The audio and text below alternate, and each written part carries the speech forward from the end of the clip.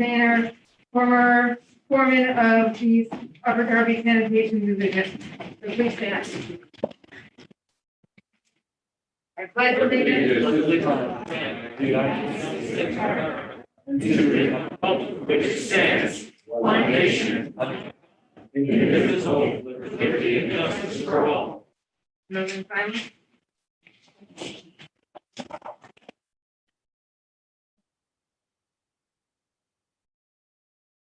Thank you.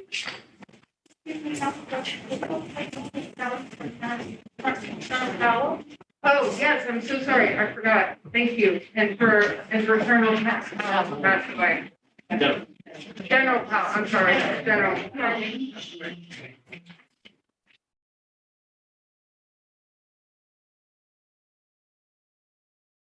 Thank you, everyone.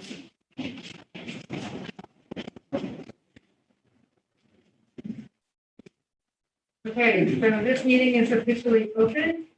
At this point in time, Secretary Phillips will give us a roll call. Thank you, Council President. Councilor Tunis, Good afternoon, Member Darby.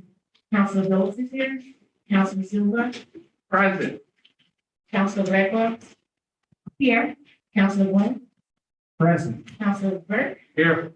Councilor Ziggy, Here. Councilor Corralia, Here. Councilor Barnett, Here. Councilor Wagner, Here. Councilor President Lynch, here, and we have Officer Bateman, And a few others that I will. Yep. So we also have Mayor Pepper here. Solicitor Richardson is here. We have CAO Rongione. We have Municipal Clerk, Cicchetti, sorry.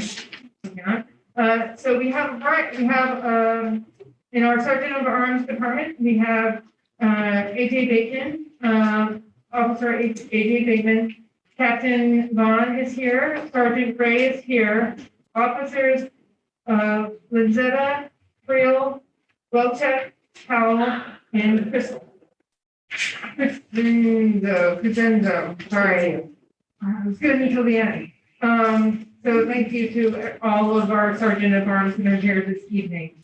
So that's who else is here. So thank you. And we do have Treasurer David Heyman here as well. And Deputy CEO Dobbins is also here this evening. And is yeah. Yep. Okay. Thank you. So next up is rules of meeting decorum. Upper Darby Township Council and residents will maintain professional respect for each other.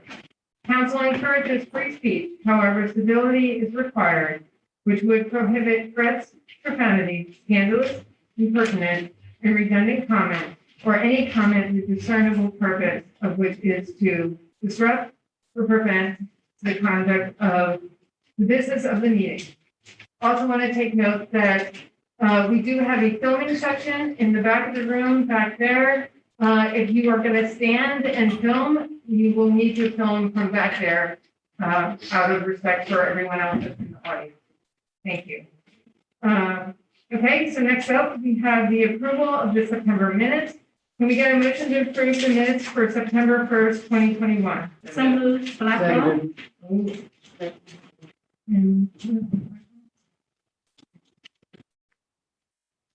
Are there any questions or concerns on the minutes? Seeing none, all those in favor, please signify by saying aye. Aye. Opposed, say your name. Ayes have it.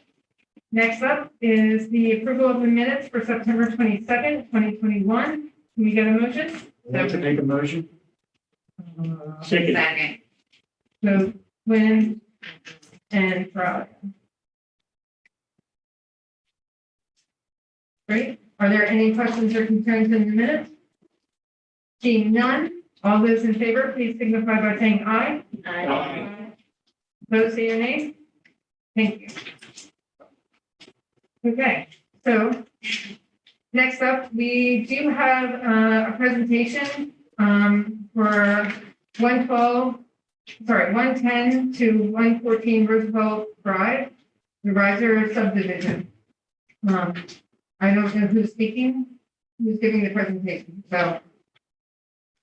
Can whoever's speaking come on up for the presentation? Are the engineers here? Oh, Michael, are you? I thought someone else was speaking in reference to it. Good evening. The engineer asked if we can continue it to the next meeting. They can't be here this evening. Oh, Yep. okay. Thank you. Okay, then we will continue. Yes.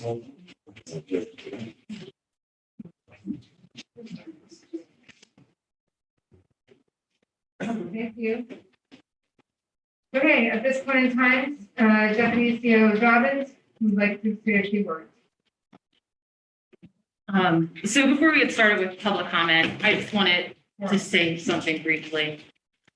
So good evening. My name is Allison Dobbins, and I am a proud Summer Stage parent, Upper Darby Performing Arts Center member, and essentially a season ticket holder for Summer Stage. I'm also the Deputy Chief Administrative Officer for Upper Darby Township. In my capacity as Deputy CAO, I've had the responsibility for managing leisure services through the pandemic. So tonight I'm speaking to you as a fellow community member who shares your values, hears your concerns, and wants what's best for our community. So back in 2010, my then 4-year-old daughters and I attended our very first Summer Stage show, and it happened to be Magic Up Our Sleeve, which celebrated the 35th anniversary of Summer Stage. It was the perfect show to attend as our first show because it showed us the beautiful history of this unique program. Since that time, my family has attended countless children's shows and main stage productions. When my kids were old enough to participate in Star for a Day, Fill the World with Love Day, and then Children's Theater, they did. I've seen firsthand the benefit of this program. And it's one of the reasons that I was honored to assist with the responsibilities of the Leisure Services Department when I joined Mayor Keffer's administration. I attended the school board meeting last week with Mayor Keffer and CAO Rangione. I listened to the thoughtful, passionate voices and was touched by the shared love of this amazing program and the effect that Harry Dietzler and Summer Stage has had on countless lives. I value the arts and what this community has to offer. In fact, I'm looking around the room and I met many of you back in 2012, standing shoulder to shoulder, either at school board meetings or in Harrisburg, rallying for fair funding. So I want to take a few moments to clarify some things that have occurred over the last year and a half. So on February 8th, 2020, the mayor, CAO, and I sat down for the first time with Upper Darby Arts and Education Foundation to discuss programs and strategic planning. Terry Tracy, UDAAF president, Harry Dietzler, and Jen Shaner were all present at the meeting, and I felt it was very productive. At the same time, the township was meeting with the school district on a variety of matters, and I came to appreciate their substantial contribution to this program. Then, in March of 2020, the pandemic hit and put many, many meetings and projects on hold, including the search for a permanent director of leisure services. Mayor Keffer approved the proposal for a virtual summer stage in 2020. And then we worked with the school district to bring live audiences back for 2021. It is important to note that Summer Stage was just about the only leisure services program that received complete funding while we all came to grips with the pandemic's impact on our lives and on our budget. The hard work and flexibility of Harry and the Summer Stage staff over the last 2 years highlights the magic that they are capable of. The return to live audiences when even Broadway was closed illustrates the deep commitment of Mayor Keffer, Upper Darby Township, and Upper Darby School District for this program. We were all looking forward to an even bigger 2020 when Harry Dietzler announced his retirement from both the township and the school district. So Harry's position is shared between the township and the school district, with the bulk of his township responsibilities being related to Summer Stage. So let me be clear. Harry's township position has not been posted as his retirement just took effect on October 13th, and because the township, school district, and Arts and Education Foundation were still in active conversations. Another significant reason is that the township has not posted the position because Mayor Keffer knows that despite his retirement, Harry still loves Summer Stage and wants to remain involved. So another question I've heard repeatedly over the last few weeks is, what does Summer Stage cost the township? Well, the real costs obviously are in the many purchase orders I've signed over the last 2 summers. And to be clear, much of that is covered by registration fees, ticket sales, grants, and sponsorships. Not covered by that revenue, though, would be the salary and benefits for the artistic and creative director, the permit fees for the space, along with the costs incurred by the school district.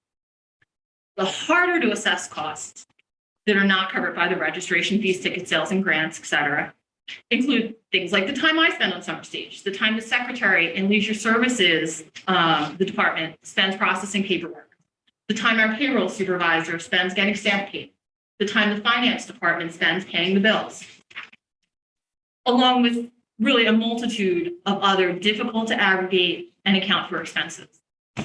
A conservative estimate for the program's annual costs is probably in excess of $1.2 million per year.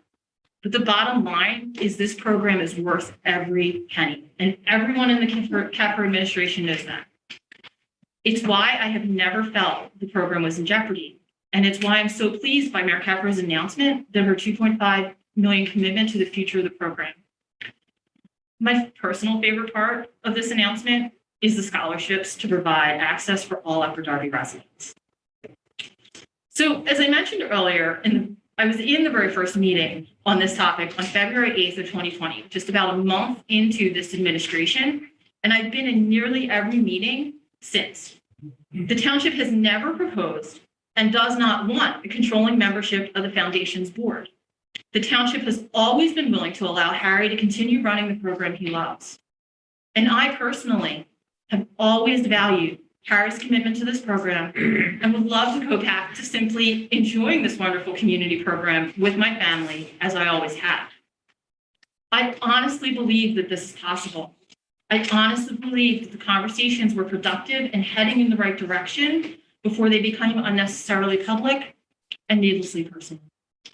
I honestly believe the mayor's proposal has us back on the right track, and I honestly believe that working together will deliver an amazing 47th season of Summer Stage and many, many far into the future. Thank you, Council President. Thank you. I also would like to clarify that there is there's nothing on the agenda this evening for council to vote on in reference to Summer Stage. Council, we look forward to hearing your passionate comments. I did enjoy everything everyone said at the school board meeting. I personally am a theatrical lighting designer. I've been in the field for 30 years. I designed for West Side Story for Upper Darby High School a couple years ago. And in my experience in technical theater, I found that the hands-on experiences of the kids in the technical theater part of Summer Stage is essential. So I just wanted to add that little tip to the equation, and also clarify that Township Council is a separate but equal part of the government from the mayor and the administration. But there is nothing for us to actually vote on this evening. So I just want to make sure everyone understood that. So thank you very much. At this point in time, we are going to move forward with our public forum, and forum versus public forum. It is actually a public forum. And Secretary Phillips will be calling people up. So when you come up to the podium, please state your name and your address. For those who haven't been here before, she and I are both the timekeepers. She sets her clock at 2:45. I set mine at 3 minutes. Everyone will be given 3 minutes. Okay? Thank you. Harry Eastman.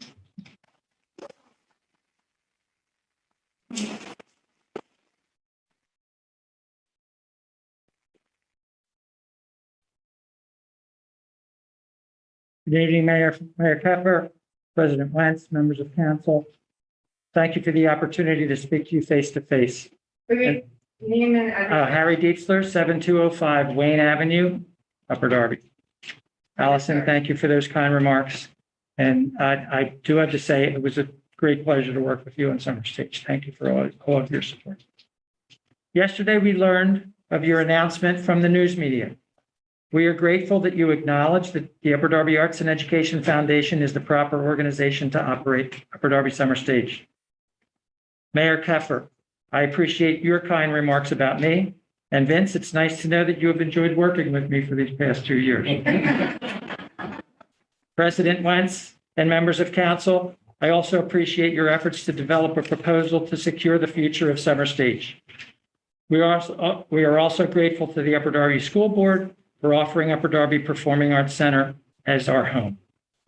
The board of the foundation and I welcome the opportunity to meet with you and district leaders and discuss your proposal, and we are optimistic that we will reach an agreement that will best serve our kids and our community. And I'm very honored to announce that the board has appointed me to be the executive director of the foundation to continue the work and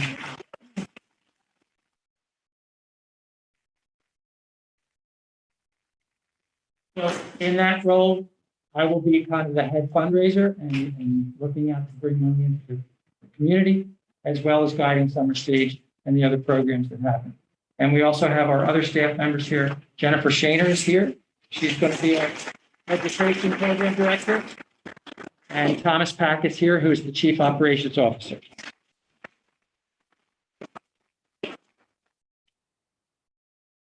To be sure, there are some details to be discussed. The agreement will have to protect the 501c3 status of the foundation and preserve its ability to raise money on behalf of the community. While the offer of additional funds is extraordinary, our intention has always been to take the burden of these programs off the taxpayers. We welcome your generous gesture, and we are eager to discuss it further. I do have one question for Mayor Keffer. The press release is pretty clear that the foundation will be operating Summer Stage, but your comment on the news last evening indicated that Summer Stage would remain a township program. Could you clarify that statement?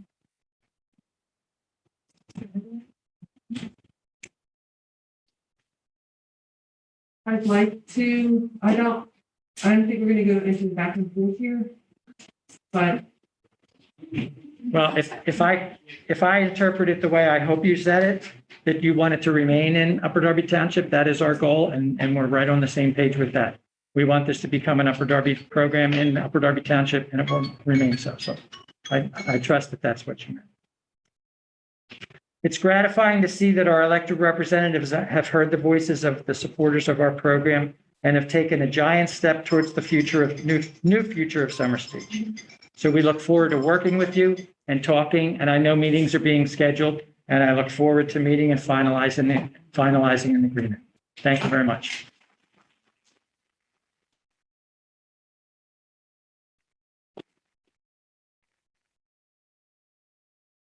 Thank you. Next is Colleen Kennedy.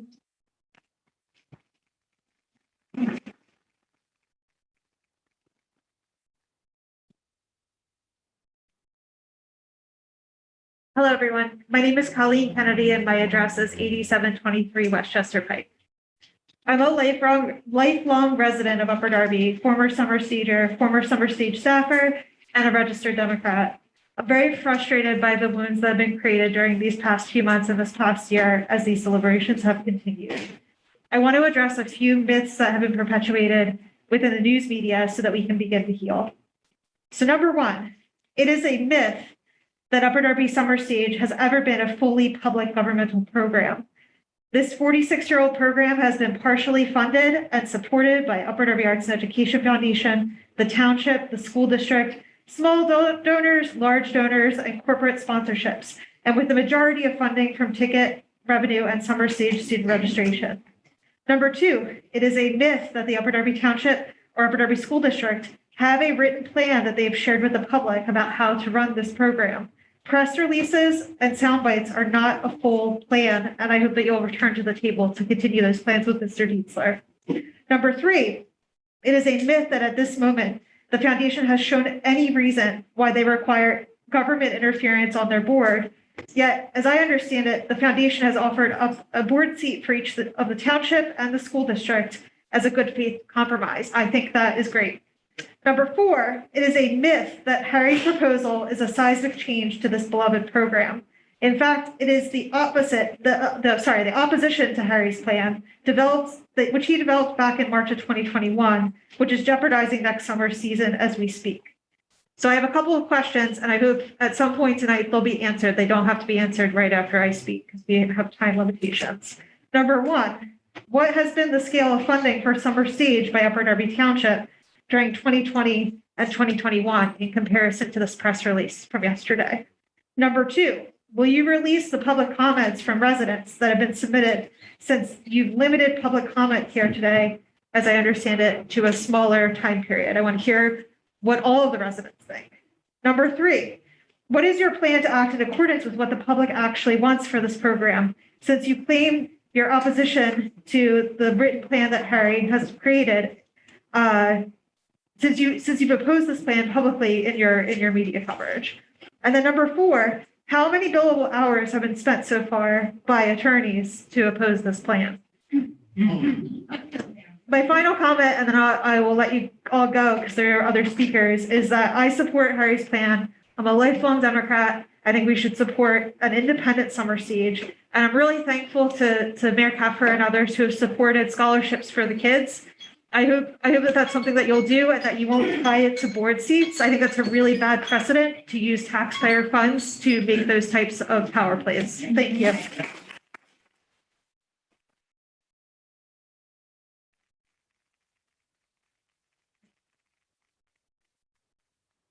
Thank you, Ms. Kennedy. Next is Stacy Mascotti. Yep.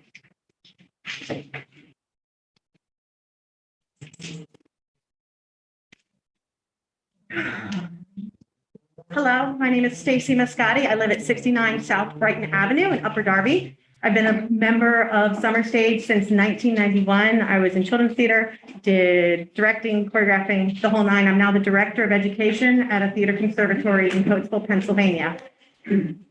I'm very saddened that trust has been broken down so much, and I'm grateful that good faith measures are said.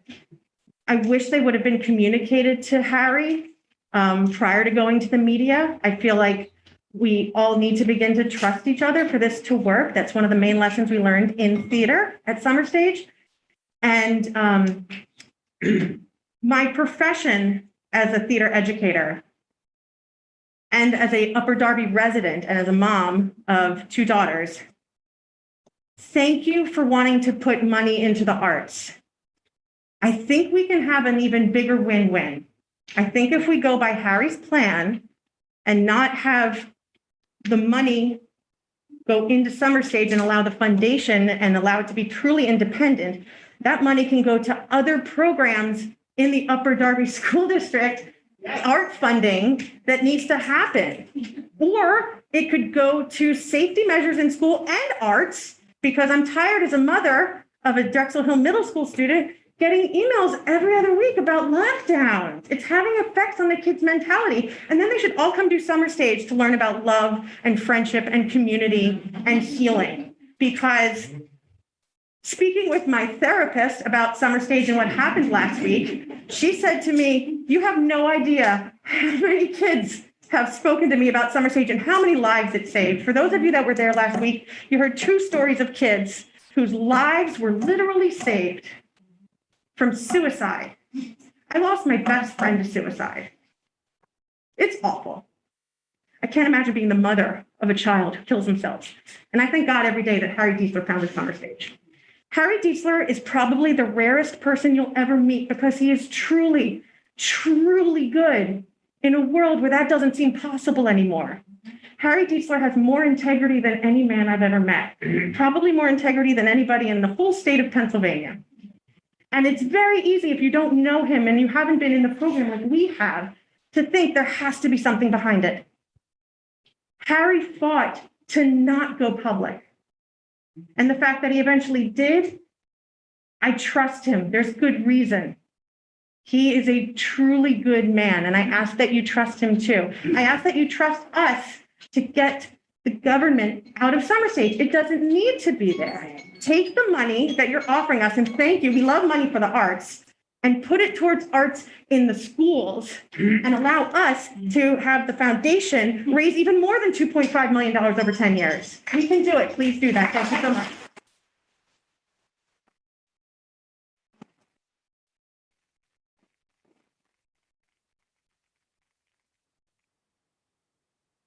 Thank you, Ms. McCarthy. Next is Clark. Clark?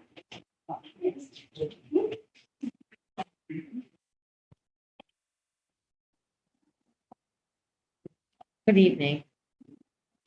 I don't think I need these, it's bigger. My name is Barb Carr, and I live at 542 Midvale Road, where I've lived for 39 years. As a lifelong Democrat, I am pleased to see some positive action coming from this party. I am grateful and relieved that an initial plan has been presented and shared by the township with specific actions to support Upper Darby Summer Stage. It is good to know that it will be administered by the foundation and will be housed at the PAC. We now need to move forward collaboratively with clear, authentic communication that includes all of the stakeholders. The school district is providing the PAC for a rental fee of $120,000. What does this include? For 2 years, the cost of renting the PAC was $50,000. Last year, and it was so gracious, the fee was waived. So why is there an increase of 140% to rent the PAC? Be it paid by you or by the foundation? I just can't figure that out. The scholarship is generous. However, it lacks equity. The PAC sits in Drexel Hill, the most financially stable part of our township.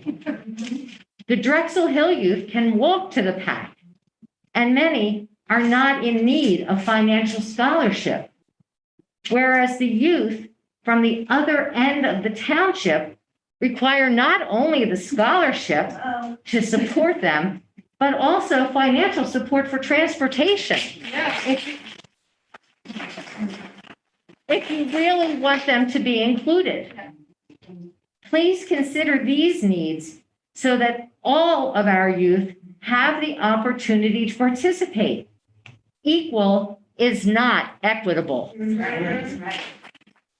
I look forward to hearing that this first draft of your action plan is further developed in coordination with the foundation.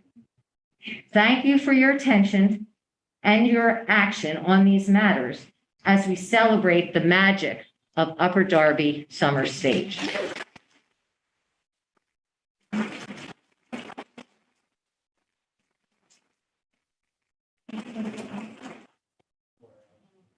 Can I address one or two of those?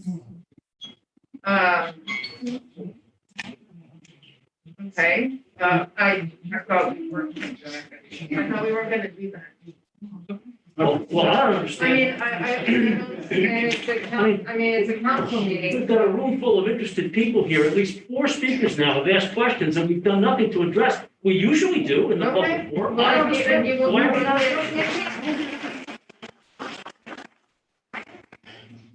Okay, go ahead. Ms. Dobbins? So I appreciate those questions. So the first thing is that the township and the school district are completely separate. So we can't control the permit fees for the school district.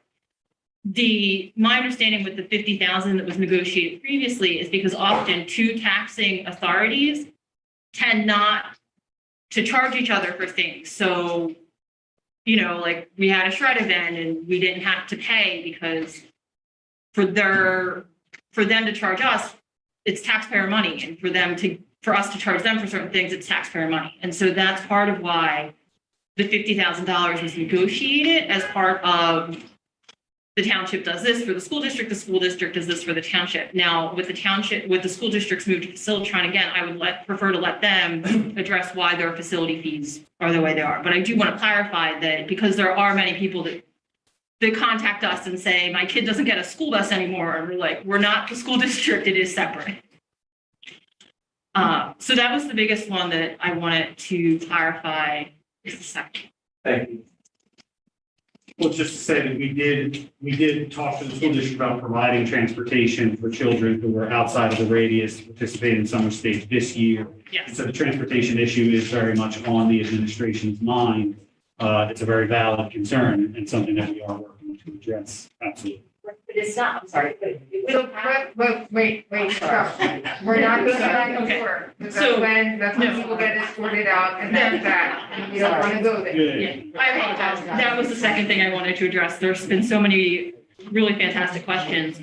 So the second thing is, in terms of the scholarships, with the idea that every Upper Darby Township goes free, I'm sure that we can work out details where someone wants to relinquish their scholarship. But the reality is that my family, when we moved to Drexel Hill, I was like, wow, I would love to do this program. But at the time, we were a single income family living on my husband's salary as a school teacher for a family of 4. And I was like, well, hopefully my parents will pay for it when they want to go.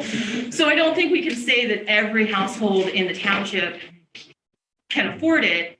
I'm sure we can make a way. But the idea with the scholarships was to also ensure that they are distributed proportionally among the 7 council districts so that it's not the first 500 kids, that it really is spread out among all of the areas of the township to ensure equitable access.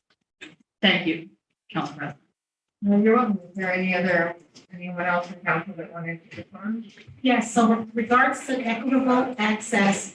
Let me Okay. call on you. Okay, so you ready to call me? Yes, I'm ready to call on you, but just as far as the process, I technically have to call on you before you can, but please go ahead. Councilwoman Glenn. Go ahead. Okay, So so, can you put your mask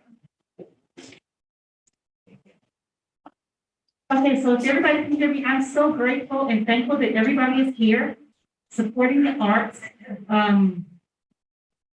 As we all know, the arts has a profound impact on everybody's life. I am also pleased that Ms. Kennedy has spoken out. I am very proud of her for speaking out. And I want to say thank you for all coming and advocating your opinion. Thank you.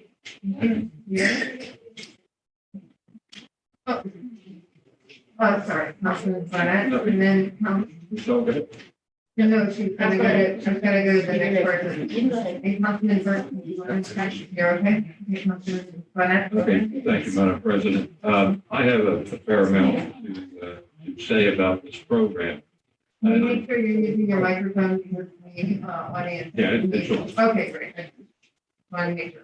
As I said, I have a fair amount to say about this program. I have had opportunities prior to tonight to speak with a particular officer of the Arts and Education Foundation. And I learned a good deal about what they are prepared to bring to the table in the continuation of the operation of the summer stage program. One thing I'm hearing tonight from the few speakers that have already addressed us and that I've heard pretty among many other people, both in the community that have contacted me and from that individual of the foundation that I spoke with, is the need to maintain independence from the township and from the school district. Not to say that perhaps they might not be willing to consider a position, perhaps one seat for each, to be placed in the foundation.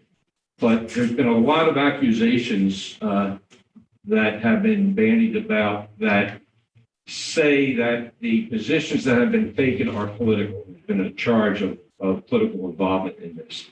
One thing we need to do is to keep politics out of the foundation, period.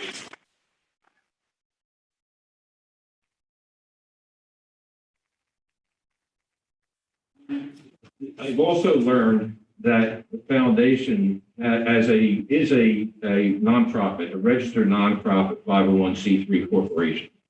As such, they have the ability to raise funds independent of us as a township and the school district. They have, in fact, already this summer raised $500,000 for this program. In addition to which, I've learned that they have a couple $100,000 in grants that are becoming available to them. I am told that these funds are ample without any other funds to be contributed by the school district or the township to run the summer stage program for as many as 3 years. So they don't need our intervention as a municipality. They don't need the intervention of the school district. However, it would be welcome if both entities were to contribute. I think that would be wise. It's been the experience of the past. It's always that the township has contributed to this program, and there's no reason why we cannot continue to do that without insisting on controlling the foundation.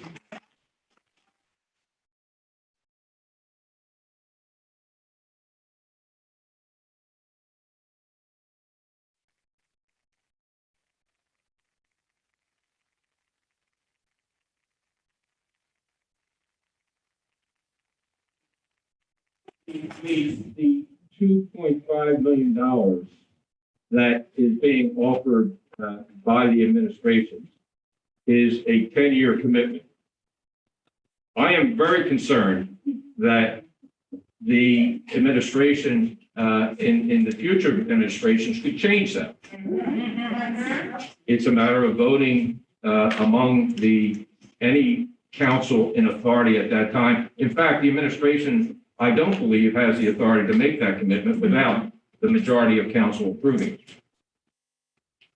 It's $125,000, $250,000 per year broken down. And I understand that $125,000 of that is earmarked for scholarship, shouldn't be granted. And another $125,000 is to rent the Performing Arts Center. By the way, I am advised that collectively is only about 15% of the operating costs of the program. I do think it's also important, and I should say a benefit, that if the foundation has a willingness and an ability to fund the program, that reduces a burden for a taxpayer. Our taxpayers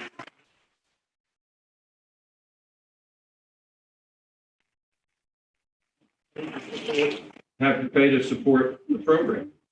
One other thing I think that we need to recognize in the form of the foundation is that they not only have have demonstrated the financial wherewithal to maintain this program, they have the technical expertise in the people of Harry Diesler, Jen Shaner, their new operations officer, Thomas Pack, and I understand they've also hired an arts director. So they are quite technically equipped to continue this program.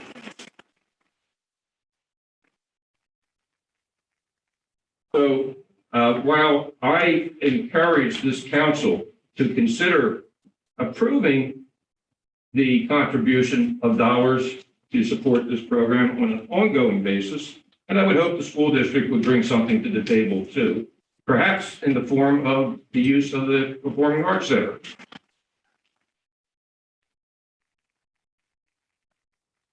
But I do encourage this council, when we have the authority to exercise, that we exercise it such that we keep us out of it, period.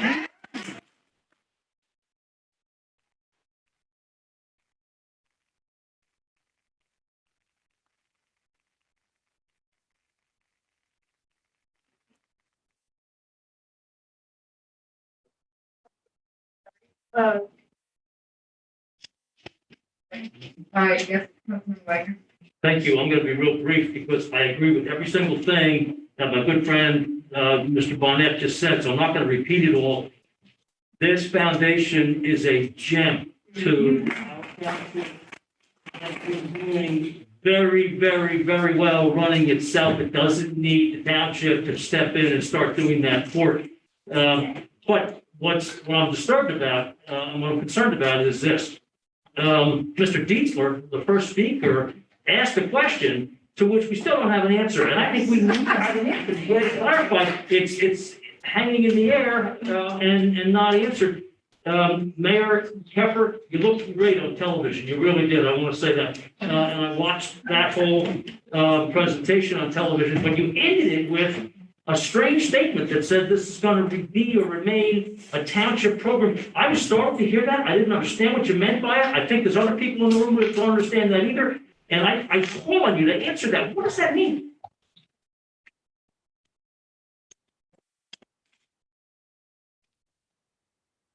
Our stage has been a township program and will continue to be. It's pretty straightforward, and it's part of the discussions that we're going to have.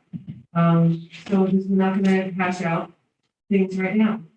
And I don't know why you're pretending that it wasn't a township program, because it has been since the very beginning. I think the foundation has run this program. That is, as Don said, a 501c3.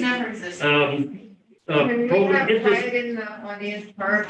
You guys, please, And maybe there's something I'm missing about that. That's happened before, but I'm asking for the administration to answer the question that was already asked. CAO? Thank you, Madam President. I'm happy to clarify and answer the various questions. The ongoing project negotiations have been about a memorandum of understanding that would allow the foundation to operate the program. So that has been the conversation all along. How do we get to a place where the foundation can administer the program on behalf of the township? In terms of the township and the township program, the reality is that the program was started in 1975 by Upper Darby's first mayor, Sonny Kane. He referred to it in his own words at the time as our new summer program, summer stage. The foundation wouldn't be created for another, 15 or 20 years. So summer stage has existed for 46 years. The foundation has existed for roughly half that time. And those are very simple, direct, factual answers to Mr. Dietzler's question and your question. And I appreciate that, but when Mayor Kane said that long ago, didn't he really mean it was the community's program? He didn't mean it was the government's program. I'm certainly not empowered to interpret what Mayor Kane meant at the time, but You're the one quoting him. well, I am empowered to quote him. It was published in the newspaper, but I'm not empowered to speak to his motivations or what he understood those quotes to mean.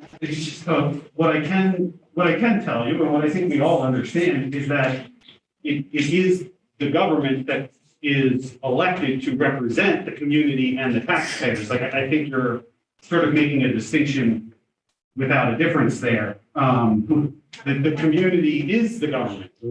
By the people, for the people, we the people. That's how representative democracy is. That's how representative democracy is. Yeah, I agree. We need to keep this very civil, but respectfully, I don't agree with what you just said. I don't think the community is the same thing as government at all. The community elects the government for certain very well-defined purposes, like providing a police force and a fire department and so on. It doesn't elect that government to run every charitable organization within its borders. No.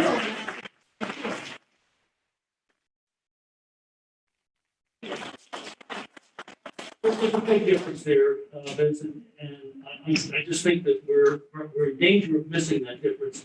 And I think we need to keep it foremost in our minds that this program is self-sustaining and has been great for the community in part for that very reason. We should not be stepping in to somehow run it. I think that's a bad precedent and it's a mistake.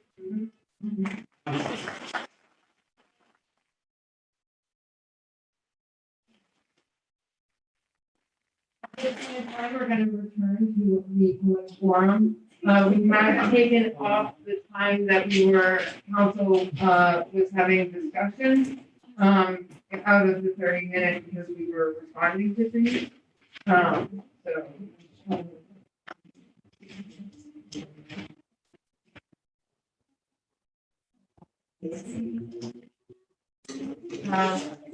Next is Ms. Olivia Taylor.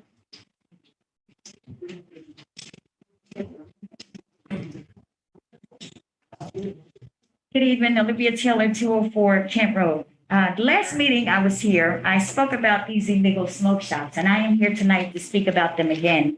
I was rudely interrupted by the solicitor, who I don't see here tonight, but I want to ask people here and at home to ask yourself why. Why did he interrupt her?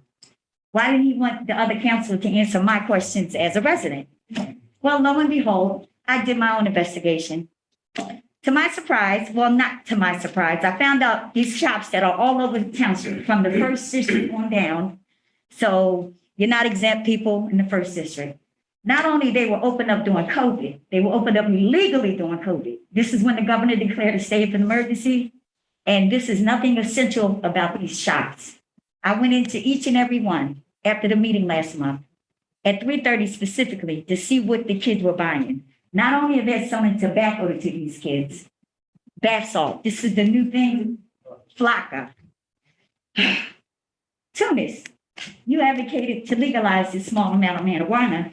How about some of them are selling K2? This is synthetic marijuana.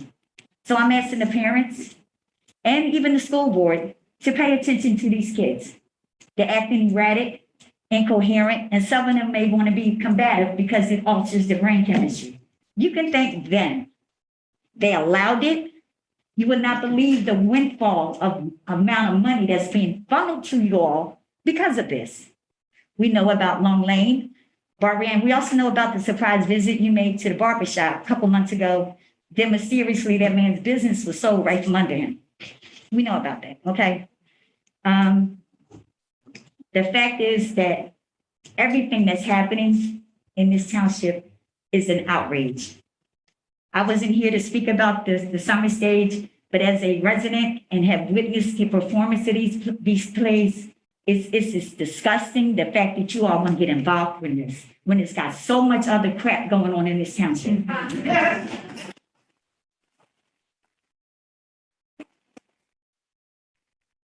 I want the parents to pay attention to these kids. And for your sake, Mayor, you better hope nobody's child ODs.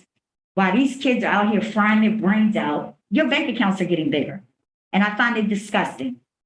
And before I run out of time, Sadiq, not only did you get away with ripping off the second ward, $75,000 in taxes, because I'm sure people hearing at home, maybe $100 later, maybe getting notices for less than $100. For all those who didn't know, he got away with $75,000. Okay? Okay. Listen, excuse me, it's my time. He got away with $75,000. And now, Statement's out of order. campaign fraud. Campaign fraud. Your statement is out of order. No, it's not. My You are out of statement is order. the truth. Now you've committed campaign fraud, On your attack. of the $50,000 And you're out in of campaign time. fraud to the Democratic You are out Party. of time and you are out of Listen, order. and no, I'm You not. are out of time. You and don't you get are to out of tell order. me what You are out I, of you're time, still you're out of order. talking. Sergeant No, I am Barnes. not. And please. You are stand still down. talking. You go to the back of the You are room. still talking. This is my You're time. going to go to the back of the This room. is my time. Stop interrupting me. Stop Your time interrupting is up, me. And Sergeant No, it's Barnes not. has asked him to This is not- this is You are unfair. out of order. This is You are unfair. out of order. All the money You are that out they're of getting order. while these kids are frying their You brains are out out. of order. Oh, shut up, Laura. I'll be glad You when are we out throw of you order. out of here. You're And then these people, look, next month they want y'all to come to your house and knock on the door, both of them again. Shut up. Shut up. You're out of Shut order. up. Stupid. Stop. You're out of order. Until next month they knock on the door. You're out of order. You are out of order and out of the room. You are out of the room and out of order. No, you need to you need to leave the room. You are out of order and excused from this room. No, Yes, you're leaving. no. I'm Yes. sick of her throwing me out of this home. You are out of order and you need to leave the room. Please, Every last one of please y'all belong in respect our jail. Sergeant Barnes. And they Please come to the house respect next our month, Sergeant well, Barnes. slam the door. You are out of order. Oh, You're out of order. You are out of order. You are out of order. You are out of order. Councilman Tunis? Yeah, I just wanted to respond to some of the comments that were just said. I understand, like every resident of every township, they still has the right to say what she feels about the township. As far as the marijuana decriminalization, this has been something that people have been trying to use as a talking point, but the reality of it is like many people that faced, jail time for a small possession of marijuana in their lives was ruined. I was one of those people. I went through that firsthand, I seen it. And when I got into government, I wanted to cover through experience. One of the first things I noticed is a lot of the young people in my community were records were being ruined, for small possession of marijuana. When we got on council, it was passed and voted unanimously. Right? And then also, as far as the synthetic and the K2 products, those products were not in the ordinance, they were not covered in the ordinance. We were not pushing the criminalization of synthetic or K2 products, which I think it's honestly, it may be legal, I'm not sure, but we weren't pushing that at all. So I just wanted to make those things clear. The intention was there are many black and brown people in this community that were being wrongfully jailed and their lives were being messed up. So when I came into government, I wanted to make sure I represented from experience. And if I get killed for that every week, that's true. Also that's okay, sorry. Also for the smoke shops. We just recently met in the zoning committee. What we're trying to do is we're trying to fix the loophole where they're not considered a convenience store and they're considered a smoke shop. And we're going to bring something forward pretty soon that addresses those things. Because it is an issue from the 1st district to the 7th district. In the Jacksonville area, they put vape shops on. These young people are walking down State Road, Bond Avenue. They're seeing different flavored vape products. You go to Gad Road in the 19082 section, you see smoke shops open 24 hours selling tobacco products, and they're calling themselves a convenience store. So that's my issue. And we're on the same side of the issue. And I can see your point of view where you may think it's taking a lot longer than it is, but it's something that we're working on. It's something I've been really committed, Councilwoman Phillips, as well as Councilman Quinn and Bonnet to addressing these issues. So that's just all I'm gonna say in regards to that. So that took y'all to the shots and told y'all about that. You're out of order. You're out of order. There's no conversation from the audience. You are out of order. You're out of order. These kids are sitting there flying their brains out. Sergeant of Arms. The brain doesn't start developing until they're 25 years old. Remove him from the council Right? meeting. Please remove him. But you want our black kids to be You are out of drugged order. out. You are out You of want them order. to stay on drugs. You are out of order. Alternative to drugs. You are out But you of sitting up here order. making You are sure out of order. that our black You are kids out stay of on order. drugs. You are a Please mess. leave the room. You make your parents Sergeant feel of proud. Arms is escorting you out.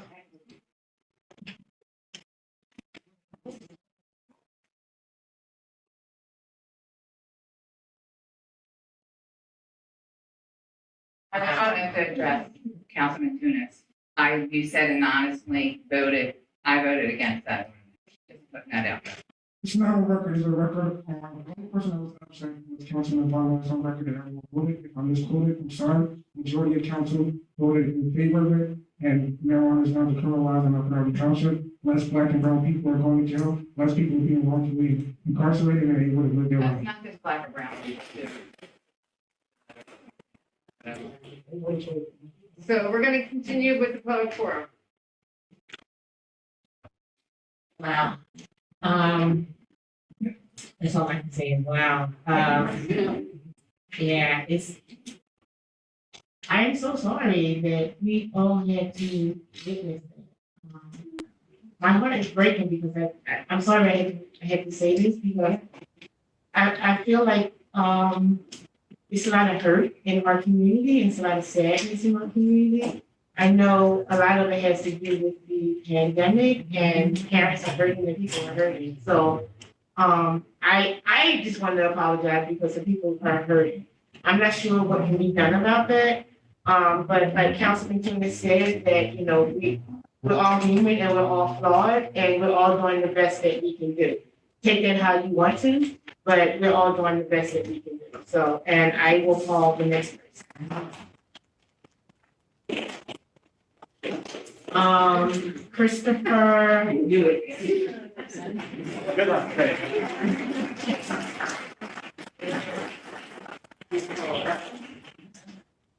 Well, after that lively discussion, my name's Christopher Sapienza. I'm an LGBTQ Democrat resident, Your address. 138 South Carroll Boulevard. Thank you. I was getting there. Sorry. That's okay. Look, so many people, first of all, I don't know that you needed to apologize. There's passion. And I had a lot to say about the summer stage program, and I think so many of you eloquently spoke to that, and we're grateful. The money that you have presented for us, Mayor, thank you.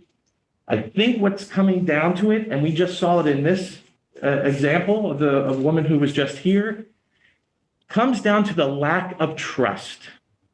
Quite frankly, we hear what you're saying on the news, here in this room, but we don't trust you. We don't trust you. And I'm sorry if that is presented to all of you, because we hear your voices and your passion. And thank you. We need people like you to work with Harry. You understand our soul. I spoke last week at the school board meeting, and I said there was a quote my father did, as would tell us as a kid. There are people who wish things would happen, people who watch things happen, and people who make things happen. And he would ask us kids, which one are you going to be? And I asked the school board that, I asked you that. And what I found is that you are people who want to make something happen. It was exciting to hear the news of the funds. But one thing I want to make sure we're clear on is that as far as the scholarship's concerned, which is and I don't want this to sound off center, but it's a nice bell tone to say scholarships for our needed kids in our county, in our community. But guess what? Summer Stage has been providing scholarships for years.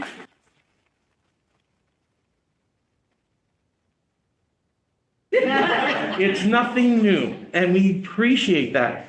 But I'm so sorry, I don't recall your name, but as you said, the funds, that $2 million can go to more funding that could help this woman who's passionate about wanting to get something right for her kids. Please listen to your community. We don't trust what's happening in our government. As a Democrat, I'm mortified that I feel like, and here's the thing, we are Democrats, we are Republicans, we are independents here, bonding together for the right cause. And I wonder if you're sitting behind your desks doing the right cause for us. This has nothing to do, gentlemen said here, nothing to do with politics. And it just, as Shakespeare said, something smells in the state of Denmark. Something is rotten there. And I just feel like it was just an interesting time to throw this out. Again, it's not that we're not appreciative. We are. Build our trust back. Yeah.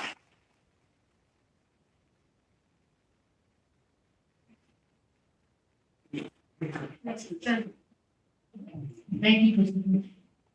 That's my son's name. Next is Dave Schaefer.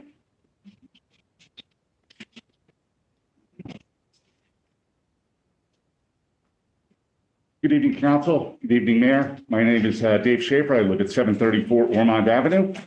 I'm currently the Republican Treasury candidate for the township, and I hope to win the election in 2 weeks. And I'm here to talk about the financial questions about the township right now. I know that Councilman Bennett and Councilman Wagner had talked about the summer stage budget and the $2.5 million, and I appreciate your comments about that because it answered all the questions I had about summer stage.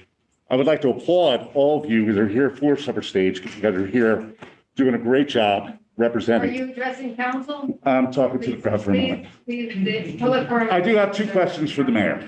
First, looking at the preliminary budget for 2022, actual solicitor fees in 2019 were $231,219. Your 2020 solicitor fees rose over $200,000 to $435,439. You are projecting increases over $110,000 for 2021 and 2022 for total solicitor fees of $545,000. It's an increase of $314,000 for the solicitor bills under the previous administration in 3 years. Why are these bills so high, going up an average of $100,000 a year?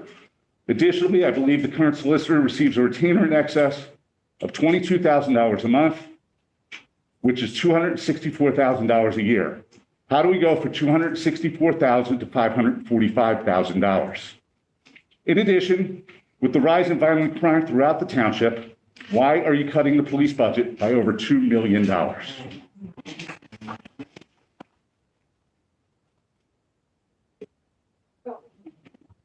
So, we're going over that stuff later on in the presentation tonight, so. What's on these questions we address? Okay, but you will address those questions specifically. Yes, Okay, thank you. thank you for asking.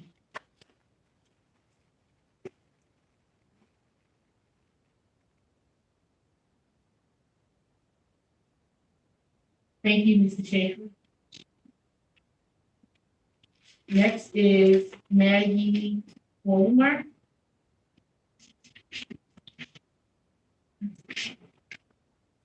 My name is Maggie Fulmer, and I reside at 531 Gainesborough Road in Drexel Hill. Good evening, Mayor Pepper and members of the council. I am here this evening not only as a township resident, but as a current board member and past president of the Upper Darby Arts and Education Foundation. First of all, if I may, I'd like to applaud and say that I agree with Councilman Bennett's comments this evening. I'm here to express my concern for the future of the summer stage program. We know it will continue, and we appreciate what looks like, at face value, a very generous offer of support. We, as a foundation, want summer stage to grow and to flourish, and it can under the foundation's wings. Details still have to be discussed and hammered out among the three entities. But please keep your focus on the students because they are the ones who grow and flourish in summer stage. Remember, this is not about control, power, and money, and we need to keep politics out of it.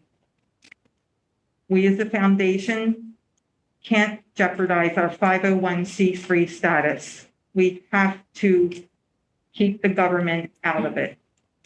By running Summer Stage as part of a nonprofit organization, Summer Stage will benefit from countless grants it previously did not have access to without a nonprofit status. The foundation can provide its donors and sponsors with tax exemptions for their gifts. But as a nonprofit charity, the foundation can't be controlled by government. Your press release states that you want to have significant representation on the foundation board of directors, and we're not sure just exactly what that means. Are you asking for control? Let us own Summer Stage. Let the foundation have control. We are all volunteers. We are not paid. We are not elected. We do this because we care about the students. And finally, we're truly blessed to have Harry Dietzler. Without him, Summer Stage would not be what it is today, and we're thrilled that he is going to be part of the foundation so he can continue to work his magic for many years to come. Thank you.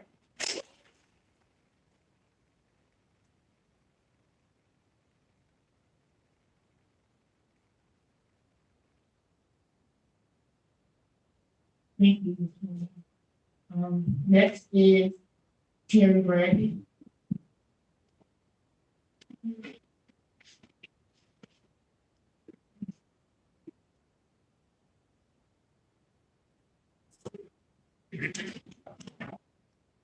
Terry Bradley, 1213 Morgan, and I'd like to set my own time as well.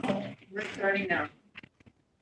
Yes, Ms. Phillips, you see pain, and yes, Mr. Sapienza, a lack of trust is correct. We don't believe what you say because we see what you do.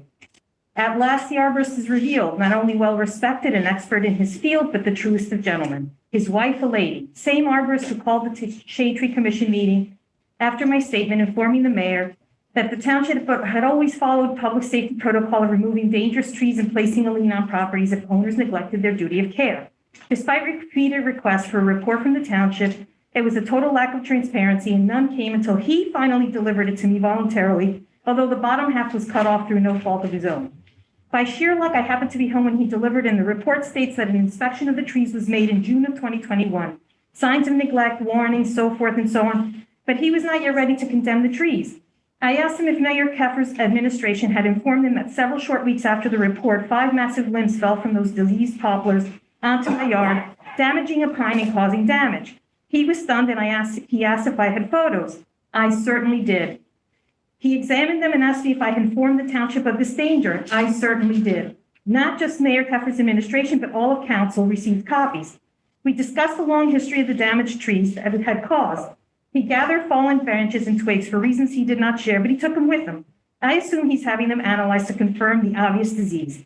He confirmed that the diseased poplars were a threat and added that there's another tree on the far distance of that same property that is so diseased, he stated, I would absolutely hate to live anywhere near that tree. I said, I agree. And we were all in danger. His wife, intelligent, respectful, and kind, said, this is not only dangerous, it's selfish. I said, I agree. He said, be patient, Mrs. Bradley. The wheels of justice turn slowly. Truer words have never been spoken. He then said he would be calling his recommendations in for the tree removal and follow up with L&I to a woman named Beth at the township. I don't know to whom he was referring. I do know that this gentleman said he was calling the recommendation, and if he said he was going to do it, he did so.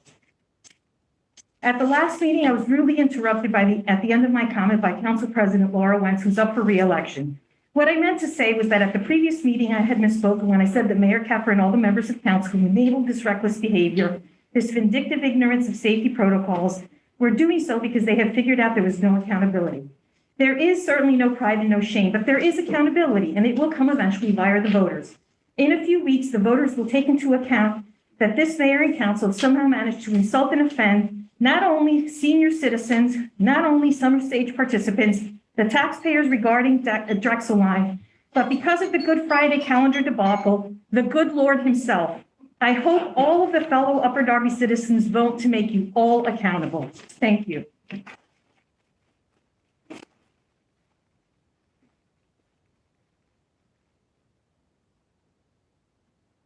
Okay, so we are at the half-hour time frame as far as the number of the time on which the speakers were speaking. But we have 4 speakers left.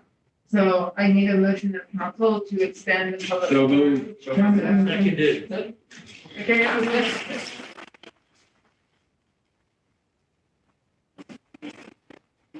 So, that was, Bennett and Wagner. Okay.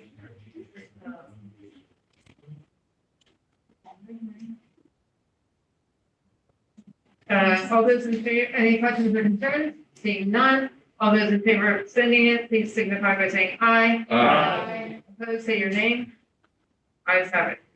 Great, please continue. Next is Charlene Singh.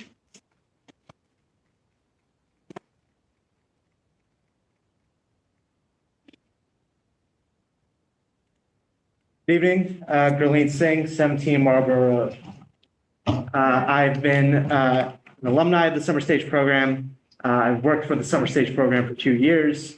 Well, I'd like to clarify that these comments are mine and mine alone.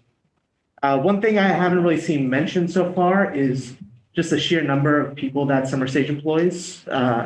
Having been one of those people, I know how difficult some of those budget constraints can be in hiring new people and retaining good talent. And I don't think that the township's plan is prepared to account for how many people we hire and keeping them on the staff. I don't understand why we can't just let this funding come from elsewhere. Why are we so excited to foot this bill? I mean, really, I have not once enjoyed paying a bill. Never in my life. I don't think you guys enjoy that either. This really never should have been political, man. Like, come on. The last time I came to one of these meetings in front of a different council, I told them that some of their behavior felt a little childish. And I'm not sure that I feel too differently tonight. There's plenty of other things to spend our money on, as you clearly can see from some of the more excited residents here. Why not spend it on that? I support Harry's plan. Thank you.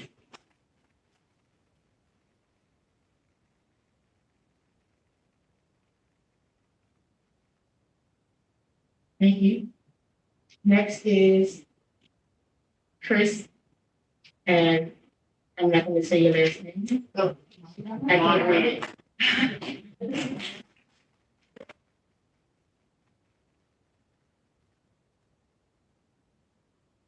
Hi, so it's Chris Monaco. I have been called Chins Monaco before, so I get it.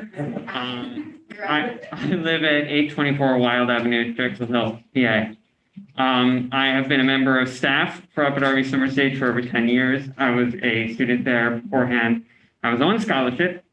Ms. Dobbins, I want to thank you so much for your kind words earlier. I've worked with both of your children. They're lovely. I have yet to beat Rita at Harry Potter trivia, so. I have seen this program running through thick and thin, rain and shine, set malfunctions and fire alarms. And through it all, I've watched Summer Stage continue to work like a well-oiled machine because it has been honed into one over 46 years. Summer Stage works. It has risen to the top of all youth theater programs because it works better than any other program in this area, and it works so well because it is run by people who know how theater works. How Summer Stage works, no one does it better. No one. Now, I could extol the virtues of Summer Stage, how it has affected me, how Harry Dietzler is the Walt Disney of Upper Darby and has shaped a program that has changed the lives of thousands. But instead, I want to emphasize the importance of this fact. Summer Stage has worked for 46 years because of the people who have kept it running. If Harry and the numerous founding members of Summer Stage are saying the way to keep Summer Stage running is to put it in the hands of the Upper Darby Arts and Education Foundation to create an independent Summer Stage, then I trust them, as I've trusted in them to create a safe space to create excellent family theater for the past 46 years. Thank you.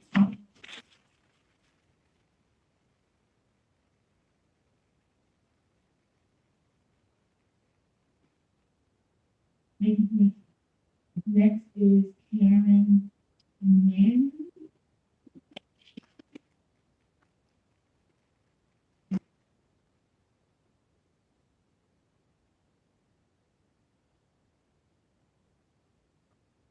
Good evening. My name is Karen Manners. I am at 750 Concord Avenue in Drexel Hill. I would first like to say that I have been an audience member of Summer Stage since 1994. My husband and I are the proud parents of 3 Summer Stage performers.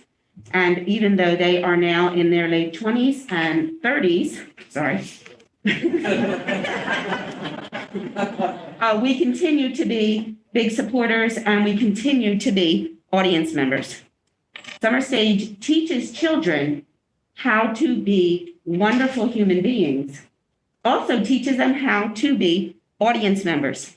It teaches them how to be part of a team. It is clear that some negotiations have taken place over the last week, and that seems encouraging. I am asking you, as our elected officials, to continue to work out a solution which will allow Summer Stage to flourish with a board of directors who are experienced in the arts and free of government interference. Thank you.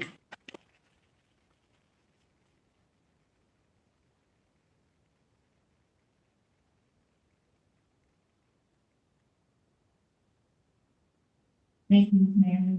Next is Bo Carlson. Bo. Bowen. Okay. I think Bo is not here. Okay. Okay. And that's it.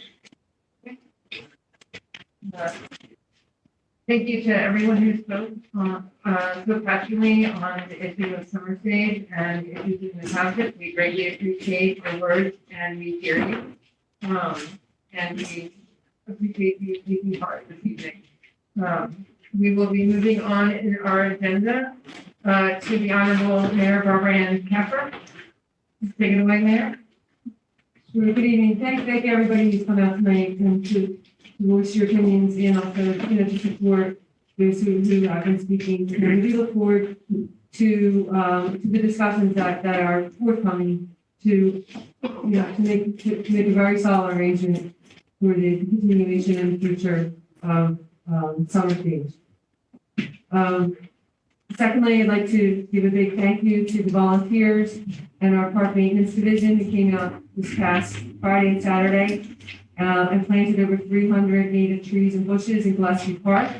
This is part of the Revitalized Stream Restoration project there.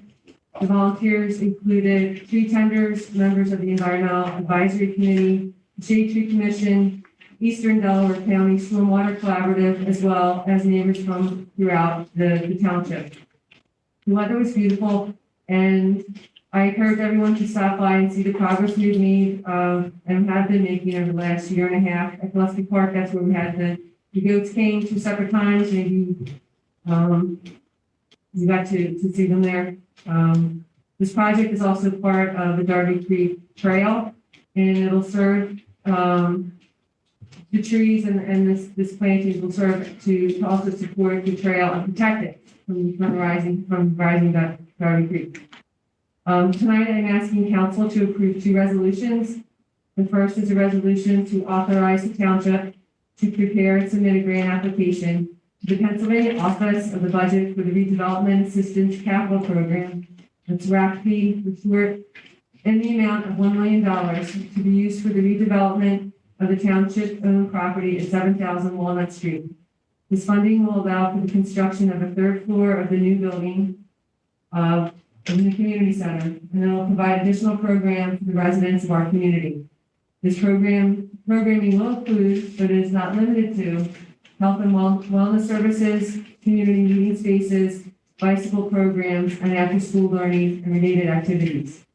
The second resolution is to approve the township submission of an application for a multimodal transportation fund grant in the amount of $950,000 from the Pennsylvania Department of Transportation, which will be used for the Garrett Road modernization project. Garrett Road, as you know, is a major thoroughfare in Upper Darby. It connects 69th Street, our municipal building, and the important trolley lines. The township would also greatly benefit from pedestrian safety improvements on Garrett Road, such as signage and the pedestrian crosswalks. Tonight, CIO Vincent Mancioni and Deputy CIO Allison Dobbins will be presenting the preliminary 2022 budget. This presentation will focus on the priorities we have established to foster the reinvestment, revitalization, and reform of our township. This year's budget continues to address the more than $6 million structural deficits we inherited and worked hard to balance last year with no increase in taxes or fees.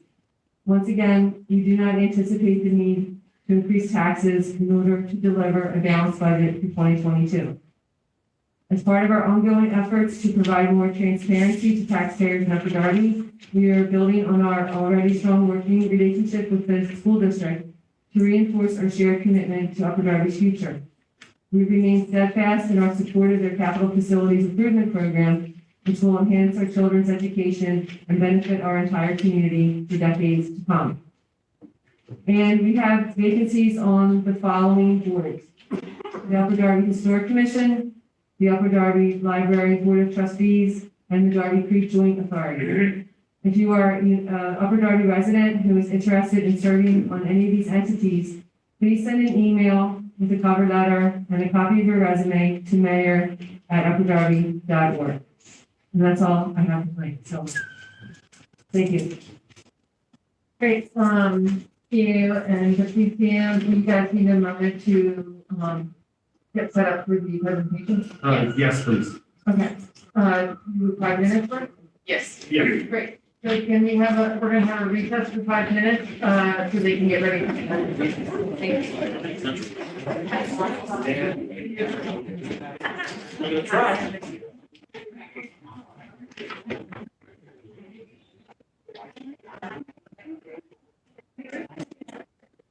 you.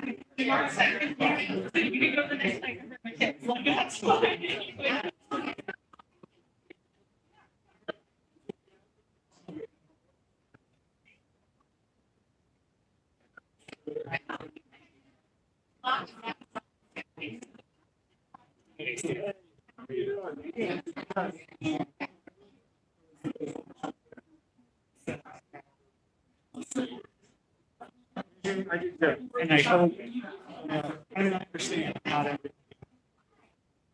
hope we can get everybody in that tone.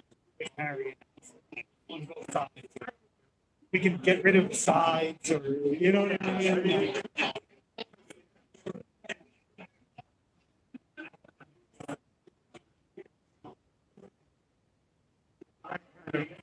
Personally, born on the treasurer, I don't want to say notified, but I'm.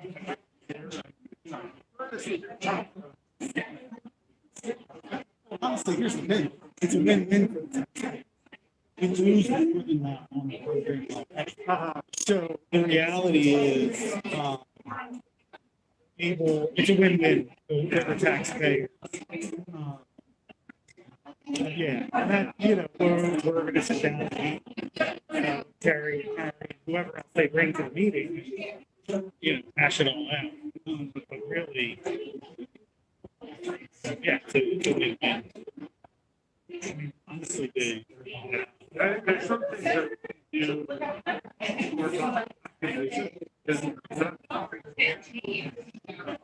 no, absolutely.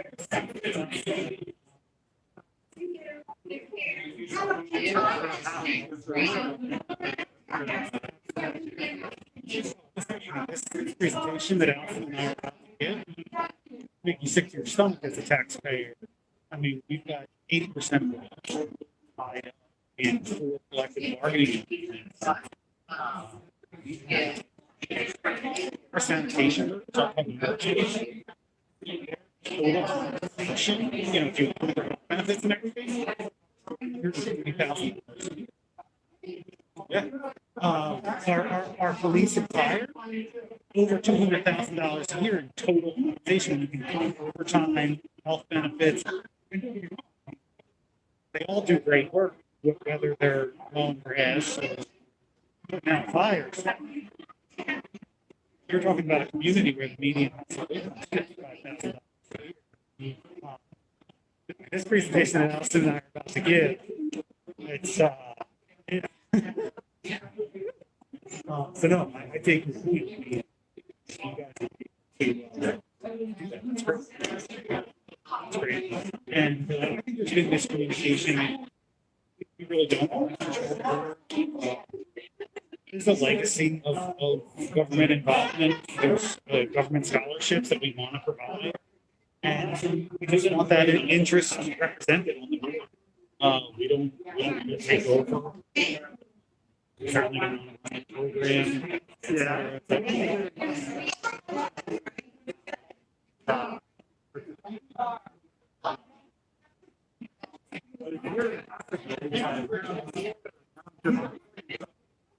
Sorry. No, I know, that's the thing.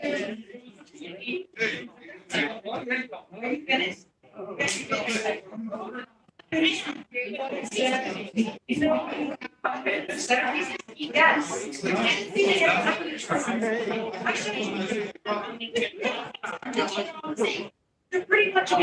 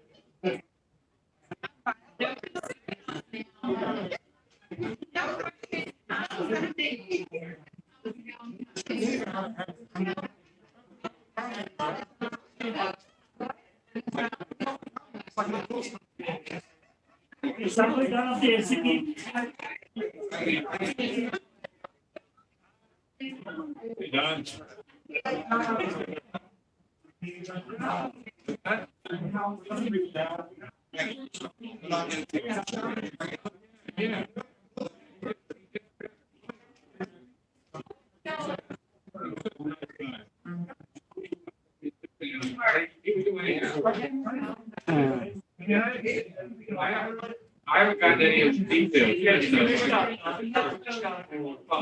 Scott, next one. It's a small part. Just got it. As soon as you shut down. You guys are about to start. Flight's coming back in. Earlier.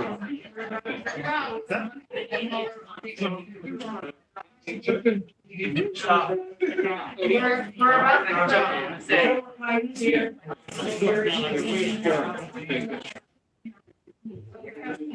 I don't want to be disrespectful, but I can't hear you. 68, yeah. That's the next day. They can do anything the next day.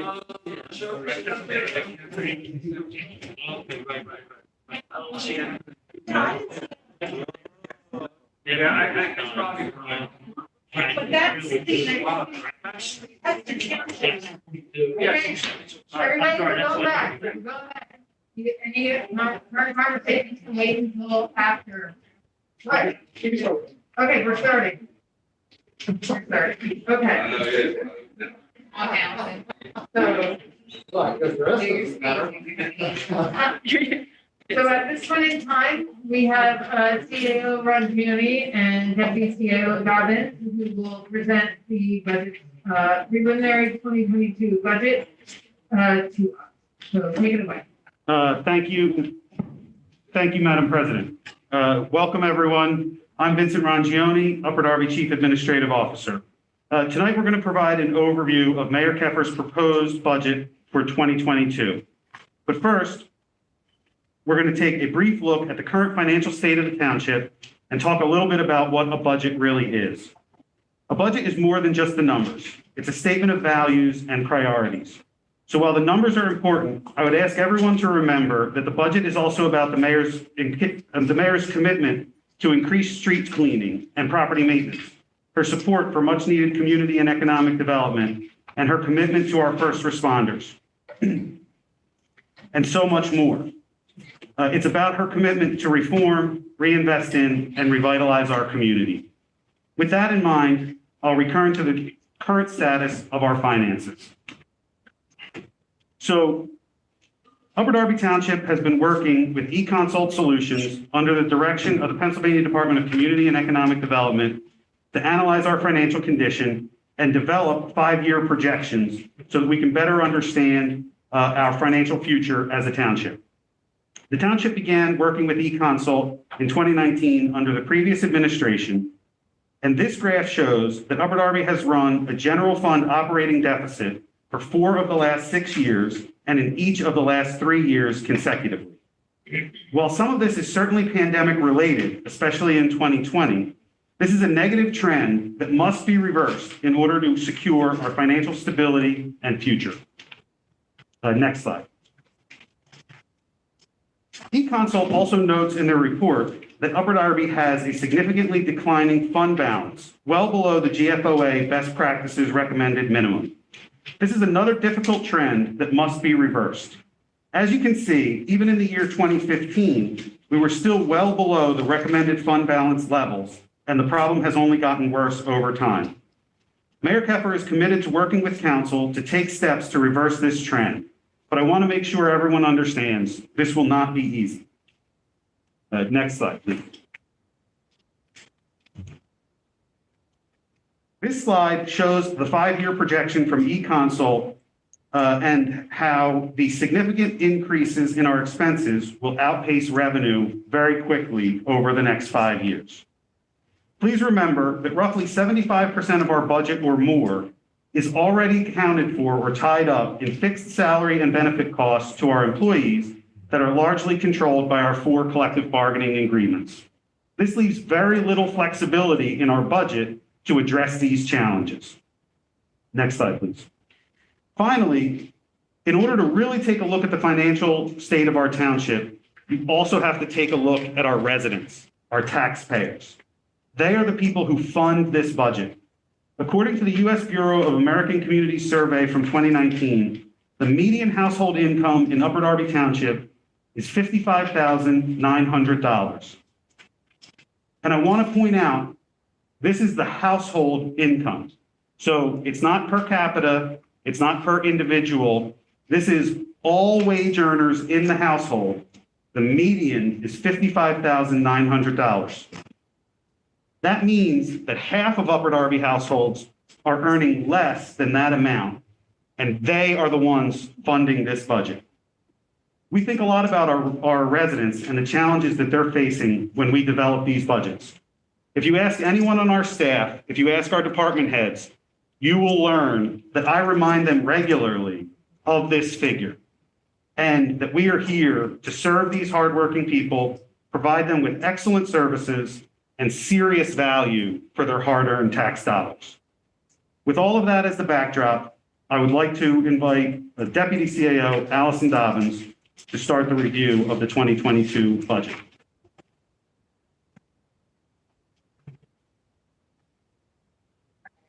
Thank you, Vince. Okay. I know that's hard to read. This will be posted for those of you who are present in the audience. This will be posted on the township website this evening or tomorrow morning.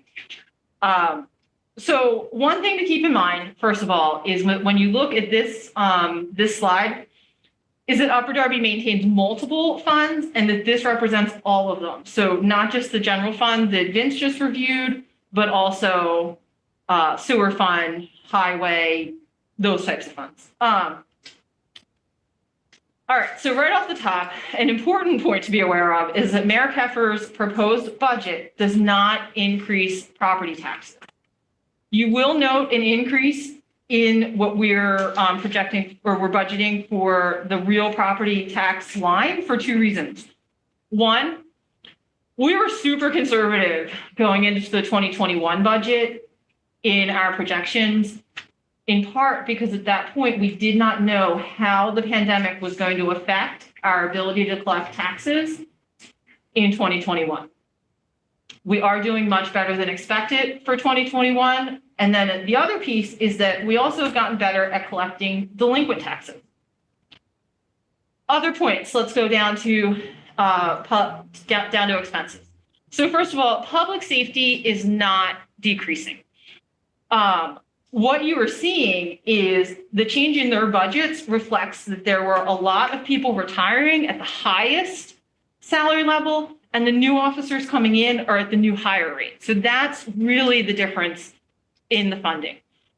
Some of the new hiring has also helped us work on the excessive overtime that hits the public safety budget. The significant increase in L&I that you see for 2021 and now 2022 is the consolidation of property maintenance, health, and L&I into one department. The increase in public works is really about the authority payments that have gone up significantly, as well as the contractually mandated salary increases. You will note that general government, we are projecting a decrease in that budget. That is where the solicitor line is housed. Prior to the 2021 budget, the solicitor line was just the one municipal solicitor. The reality is that the township hires 3 different types of solicitors. And in the 2021 budget, and now again in the 2022 budget, we are now accounting for all of our solicitors in the solicitor line. The 3 types of solicitors that we employ are the municipal solicitor, who's here with us this evening, the zoning hearing board solicitor, which in 2020, I believe that cost us about $52,000. In 2021, as of October 4th, we had incurred about $60,000. So those are the solicitors that come to every zoning hearing board meeting. And then finally, we have our labor attorneys. So we have 4 bargaining units.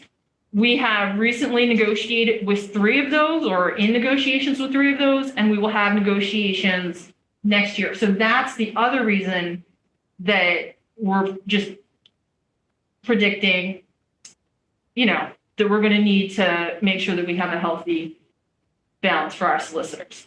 The other things that hit the solicitor line is court costs and just the other related legal costs that are involved with being a municipality.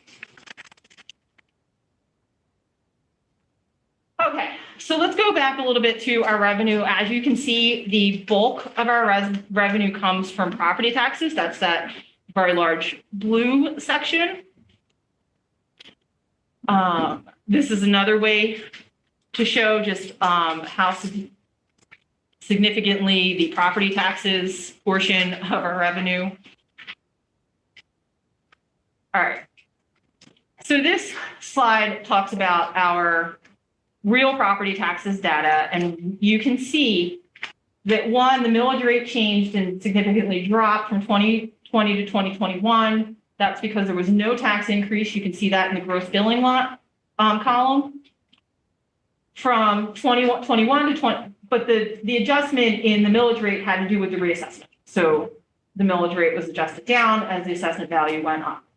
From 2021 to 2022, Mayor Keffer is proposing a 0 increase in property taxes. So no tax increase in 2022.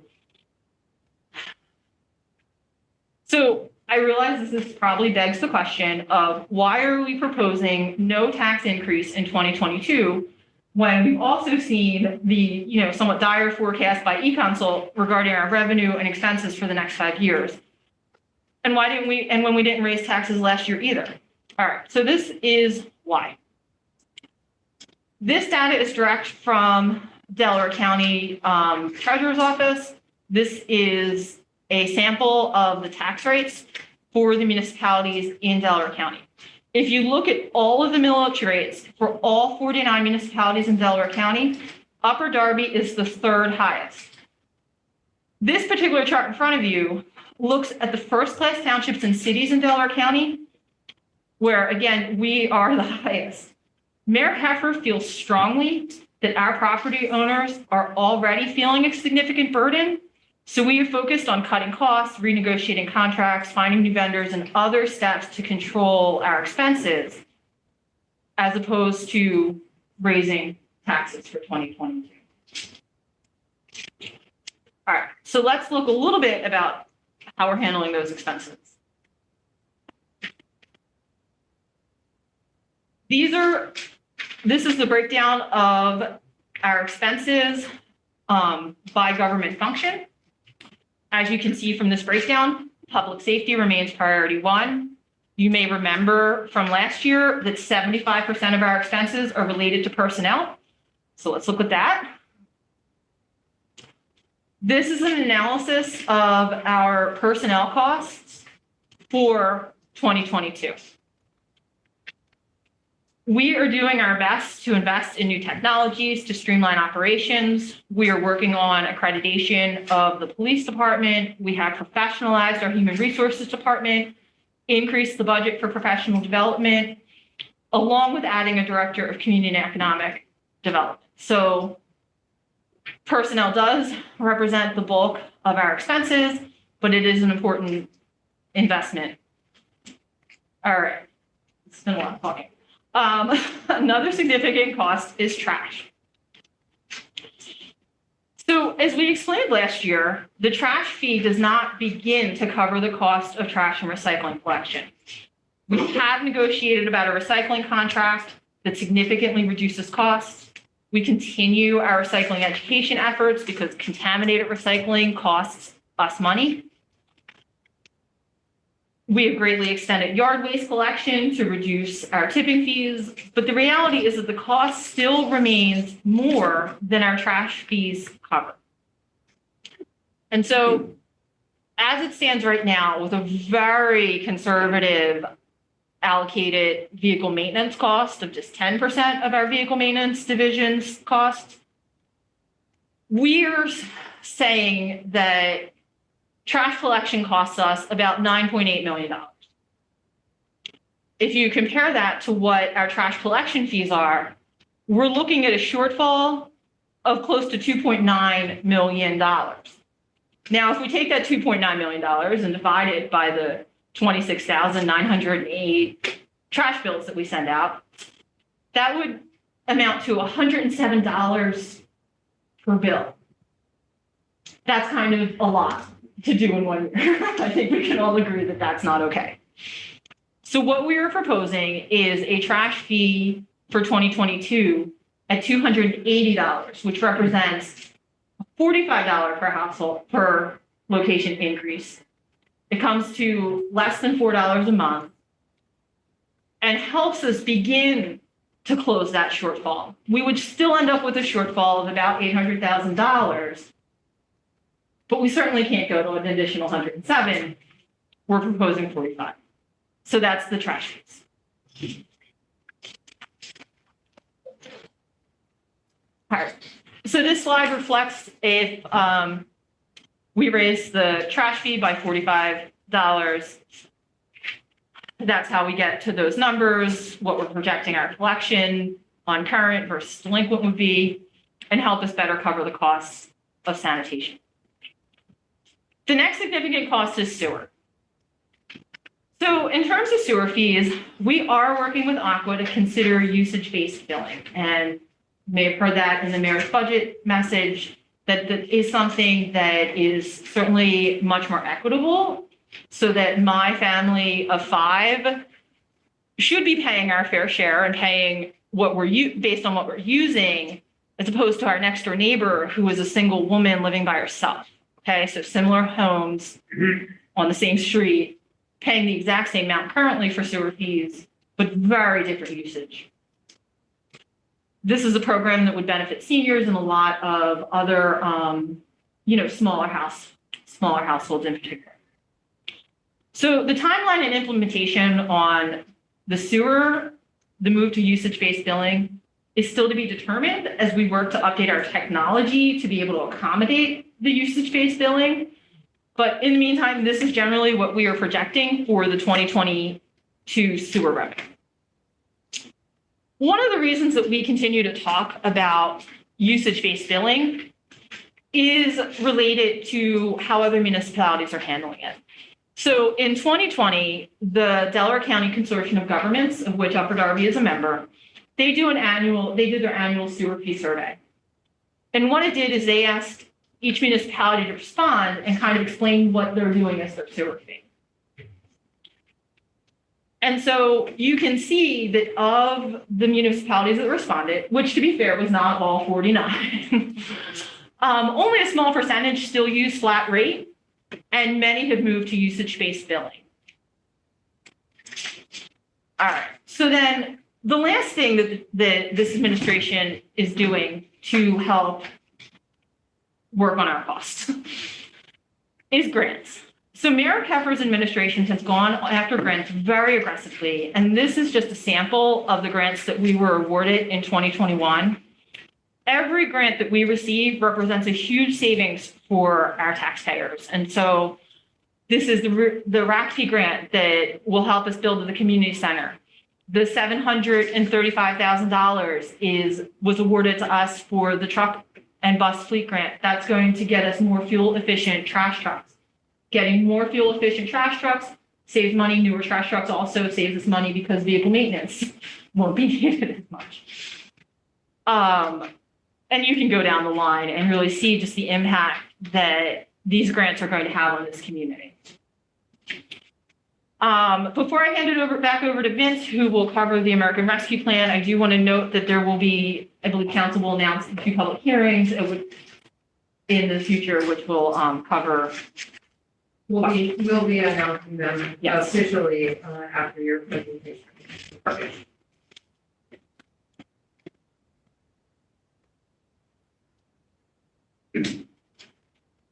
Thank you, Ms. Dobbins.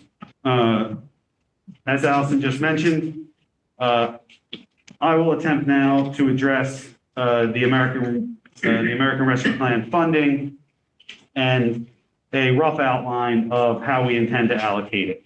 One of the things that we have started to do in the Keffer administration is look to our neighbors, look to our peer communities to see how they have addressed these things. And Haverford Township has already gone through this process and presented a similar outline of their rescue plan funding.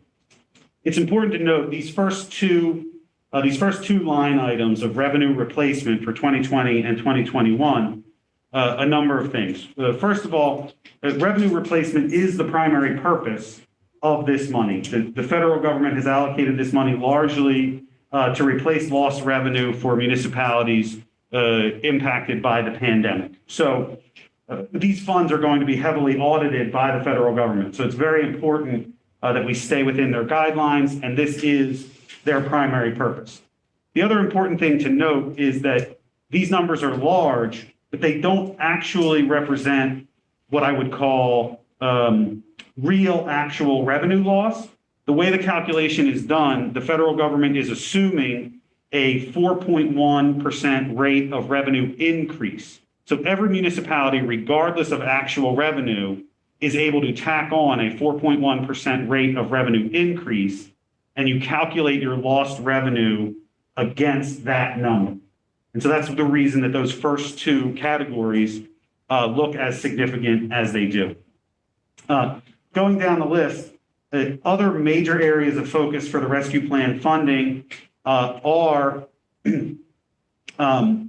pandemic mitigation and infrastructure improvements. So as we've all seen recently in Upper Darby, we do have tremendous flooding issues. We do also have an aging sewer system, right? Most of our housing stock and our sewer system was constructed before 1960. Anyone who has had a sewer lateral inspection or anything to do with their sewer understands that when you have 150-year-old terracotta pipe, eventually that pipe is going to deteriorate. And in Upper Darby, those pipes are all deteriorating at once, including significant interceptors, main connection points, where we have a need to invest in order to secure the future of our public infrastructure in the sewer system and also mitigate flood damage. Similarly, part of the reason for the significant investment in parks and public spaces is, again, COVID mitigation, right? What we've all learned during the pandemic is that we desperately need more outside spaces, more areas for people to congregate safely and freely in public. And so with the idea in mind that the federal government will be coming to audit how we spend these funds, it was important to make significant investments in public spaces. And then, of course, our first responders, the people who respond when we have a flood incident, the people who are responsible for reacting to all matter of natural disasters, including pandemics, et cetera. And so that's why you see a significant line item for public safety in this rescue plan. So with that, we certainly believe that Mayor Kepper has put forward a well thought out and comprehensive budget, a budget that takes into account both the needs and circumstances of the residents and taxpayers, a budget that really does highlight the important commitments and priorities that Mayor Kepper has made to the community in terms of reform, reinvestment, and revitalization. And we would appreciate the support of both the community and the council for this budget proposal. Thank you. Thank you. Are there any questions or concerns from council? I see, Bert and Bonnet. Anyone else want to say anything? Right, Councilman Bert, go ahead. Yeah, my first question is, Ms. Dobbins, you talked about solicitors into next year, negotiations of contracts. What contracts are we negotiating next year? And how long will we be negotiating them since they're 10 months into this year of our contracts in arbitration? How much longer? OPAU is up at the end of 2022, so that's what that projection is based on. Okay. And have we solved the ultimate yet? Or are we still going to go into next year with the solicitor's fees? Yeah, so the arbitrations with regard to police and fire are ongoing, and we are more or less at the mercy of the scheduling of the arbitrator. It is unfortunately a long process, but we are making progress. Thank you. So Councilman Bonnet next. Thank you. Oh, just make sure you're using, just, there was a note on, we were not everyone was here earlier. Now there's a lot less people in the crowd, but just want to make sure that you can get, make sure you're doing it. Very good. Yeah, thank you. Working sort of backwards, I'd like to absorb here, and I'm sure I'll have more questions, but working backwards, Vince, talking about the fiscal recovery program that we're being funded at the rate of, I think, overall about $41 million over 2 years. That's correct. Right. Did you propose to keep these categories the same in the second year, second tranche, or are you going to talk about something else in the subsequent year? I imagine that some of the categories will stay the same and some of them will change. Right. It was mentioned that the sewer fees may become a usage fee. Can we have a little explanation? Is that going to be based on domestic water consumption in order to meter it? Yeah, it's, we would be, as the other municipalities that do this, we'll be working with Aqua. But how do you, what I'm trying to get at, that, how do you measure the usage? Like you said, whatever you're using, whatever water you use. Right. The problem with that might be that, I assume that it's water that the domestic side that you're consuming, most of which goes down the drain, basically, it becomes the burden on the sewer system. Correct. But there are other purposes for that water. A lot of irrigation systems that are used, which, count for usage of water, but does not go into the sewer system. It does not go into the sanitary sources. So there has to be some allocation of, or accountability, I should say, that if we're going to go that route, that we consider the fact that some properties do in fact have irrigation systems that do not dispose of the water that's measured coming into the facility or house in this case, and does not go into the sanitary system. These are good points. I think we're gonna. So I'm just mentioning it for consideration at this point. I guess I am more concerned with a single person in a house versus like me too, family of four. We use a lot more water than a single person probably could.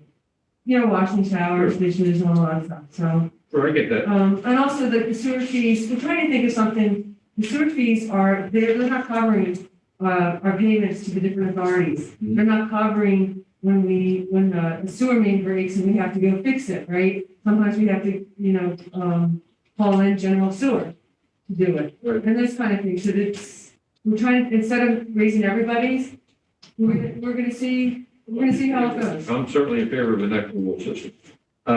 Going on, I'd like to see more detail, almost on a departmental level of, at some point, you have a ability to distribute that to us, please? Absolutely. At the budget hearings, the full line by line, absolutely. Right, I mean, I'm sorry, I do have to interject here. We need it before the budget hearing as council. We need a more detailed, the full budget model report. And also there was an email that I sent out requesting a whole variety of things that we needed tonight in support of the budget.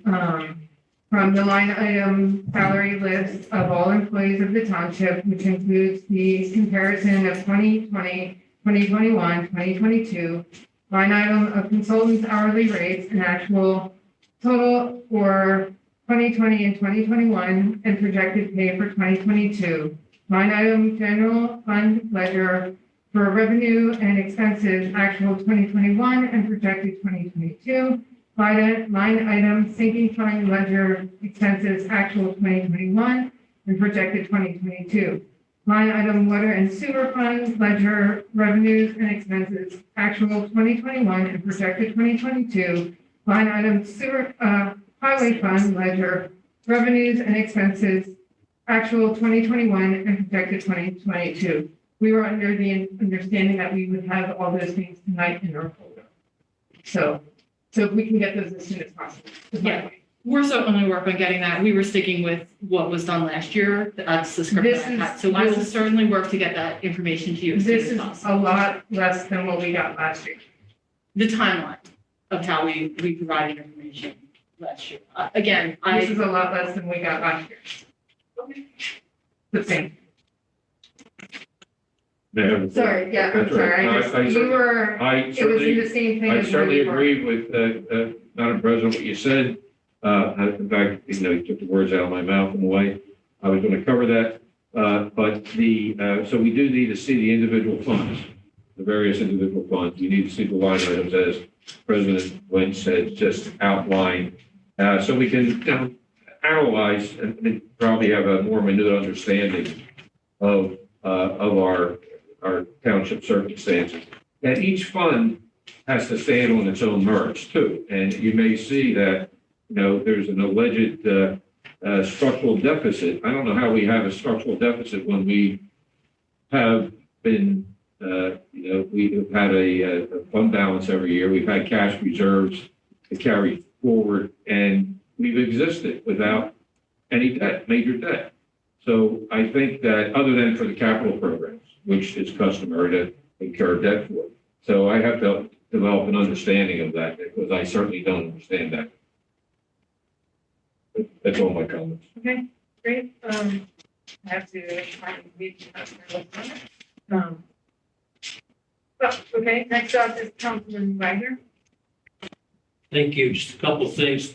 Picking up on what Councilman Bonnet just said, I keep hearing this from the administration. We inherited this deficit. I don't get it. I personally have sat here in this room and questioned the financial advisors to the township who have told us repeatedly that the township has been in comparatively very good shape compared to most other municipalities. I personally questioned the outgoing finance director who told us that there was about the same amount in the bank, a positive amount. Councilman Wagner, can you put your mask on? Sure, at the end of last year, as there was at the year before and the year before that. So I think this is a myth, but nonetheless, maybe you can explain it to us all in the budget hearings. I want to focus right now, though, on what is a real concern of mine. And the mayor is going to chuckle at this, but once again, I'm confused by the page numbers of these documents. So bear with me. I'm looking at a report which is called Revenue and Expense Report Prior Year Comparative, and I'm looking specifically at page 2 of 3 of that report. And it talks about police under the public safety heading. And in the current year to date anyway, we were at $17,880,000, and the prior year was $19,325,000. One thing I want to clarify, that prior year column, is that for the entire year, or is that at the same point in the year last year? I'm not clear on that. So Councilman Wagner, I don't have the September close in front of me, so I actually can't look at what you're referring to. But I'm happy to examine it after the meeting and send you an update. And I understood the very fair point that I think both of you made, or at least the deputy CIO made from the podium, that some of our public safety expenses have gone down simply because of changes in personnel. I get that. I understand that. I'm trying to understand it, though, in real terms, in practical terms. Do we know, does anyone know in this room how many police officers were actually on duty in the township, say, last Saturday night? Can someone answer that for me and compare it to, say, 5 years ago? Well, I mean, I honestly can't compare it to 5 years ago, but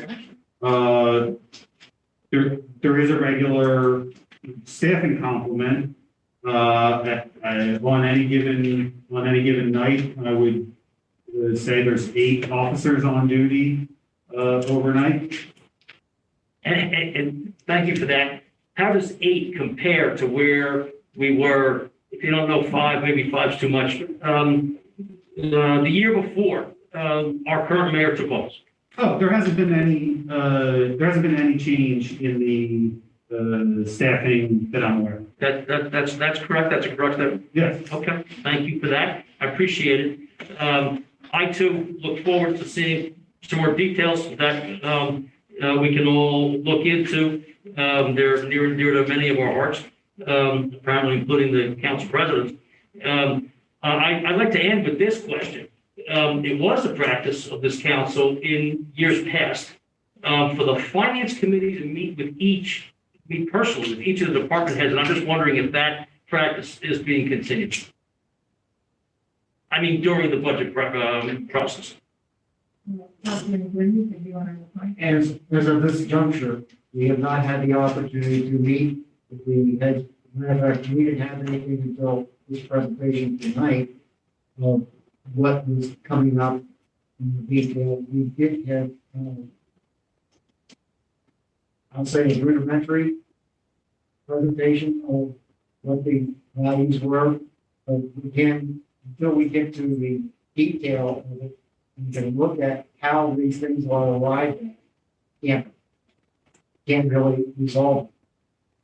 Well, I mean, those words can mean a lot of different things. You said you haven't had the opportunity to do it. I'm not quite sure what that means, but I simply want to know, is that going to happen? Are you going to do that?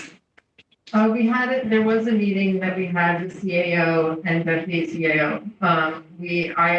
We had hoped to schedule a meeting with department heads, so hopefully that in the next week or two that can happen. That would be wonderful. I personally recommend it. I know that I always found it useful. Bob, when you sat through a lot of those meetings with me, and I was under the very strong impression that you found it very useful. Because it's an opportunity to talk with the people on the line whose departments are generating these budgets and spending these budgets. And do they have what they need? Is there something that they don't have that they think they need?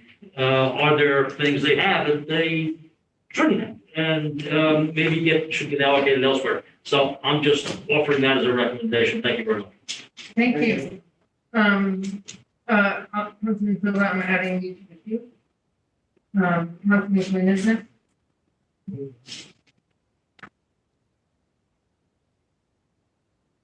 mentioned before that we will be having meetings. And we're going to have a general, maybe this announcement. Notice is hereby given, public hearing will be held by a township council on Wednesday, November 10th, 2021.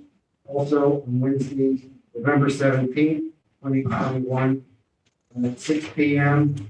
before the scheduled 7 o'clock meeting at 7 o'clock p.m. Eastern Time for the purposes of reviewing the township budget for the year 2022. The meeting will be held will be street. Will be sent to the stream YouTube using https://www.youtube.com of the Darby Township.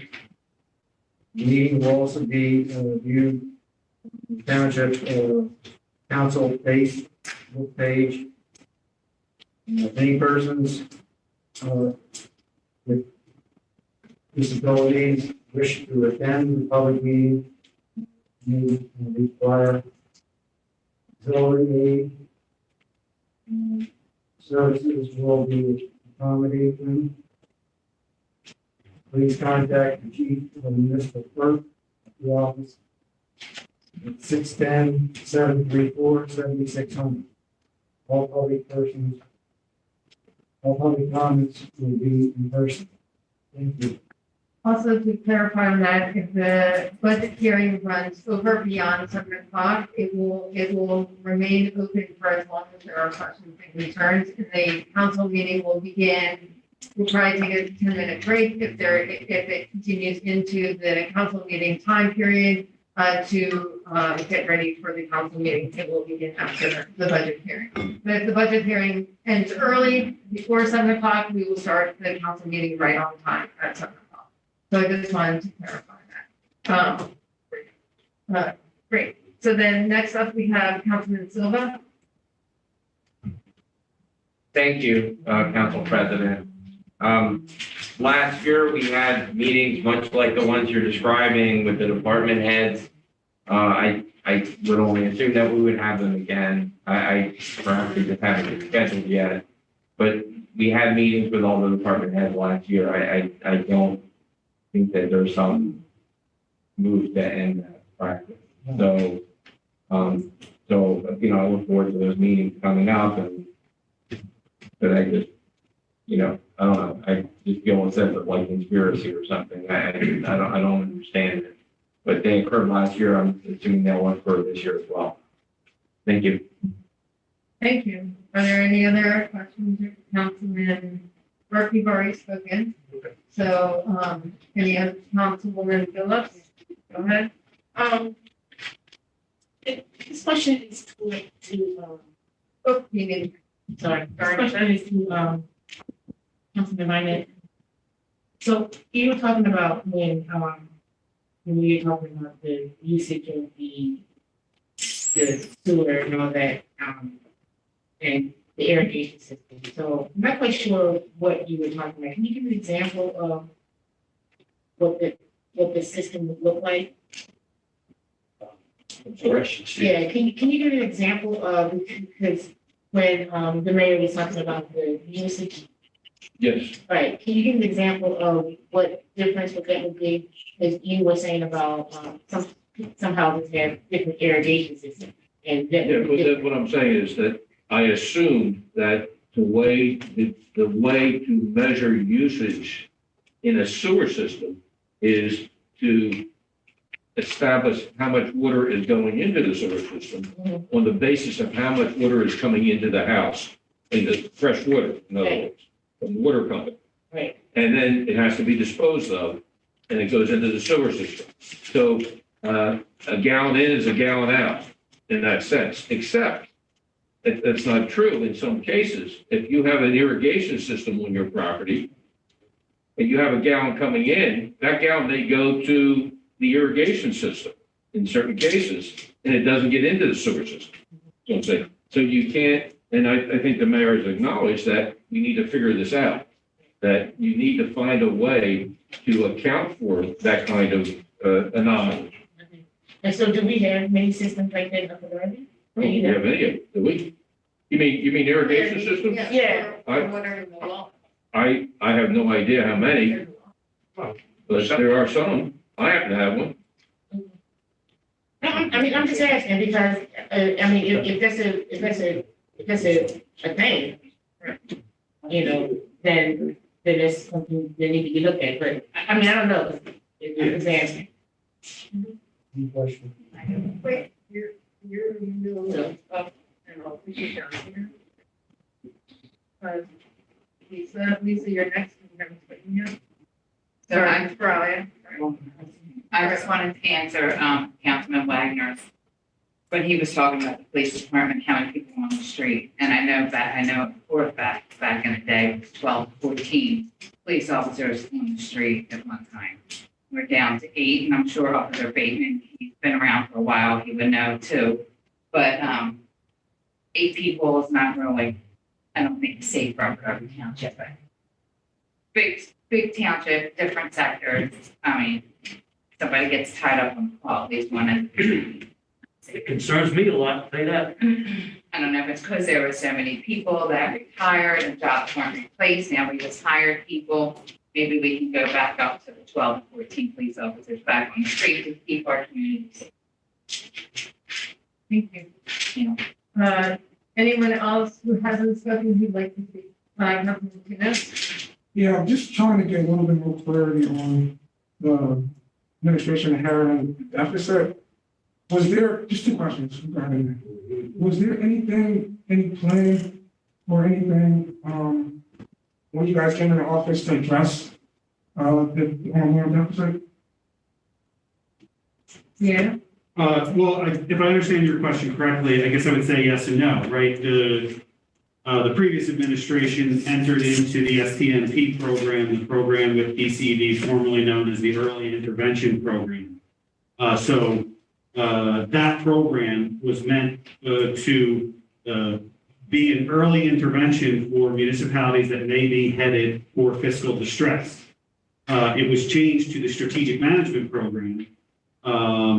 And so the previous administration had just begun to work with the Department of Community and Economic Development and e-Council to develop a plan through that program. So in that sense, we also we inherited e-Council and that grant and the Department of Community and Economic Development to help begin to address this situation. Does that make sense? Yeah, and then my follow-up in regards to the credit rating, and us being compared, are we being compared to neighboring municipalities, or are we being compared to township or cities that are meet our demographics, right? Like places like Bethlehem, Allenton, or are we being more compared to like Havertown, East Lansdowne, which are neighbors but have different demographics, household income levels, and just a different size of them. Yeah, so my understanding is that the ratings agencies, Standard & Poor's, Moody's, et cetera, they evaluate all the municipalities against one objective standard.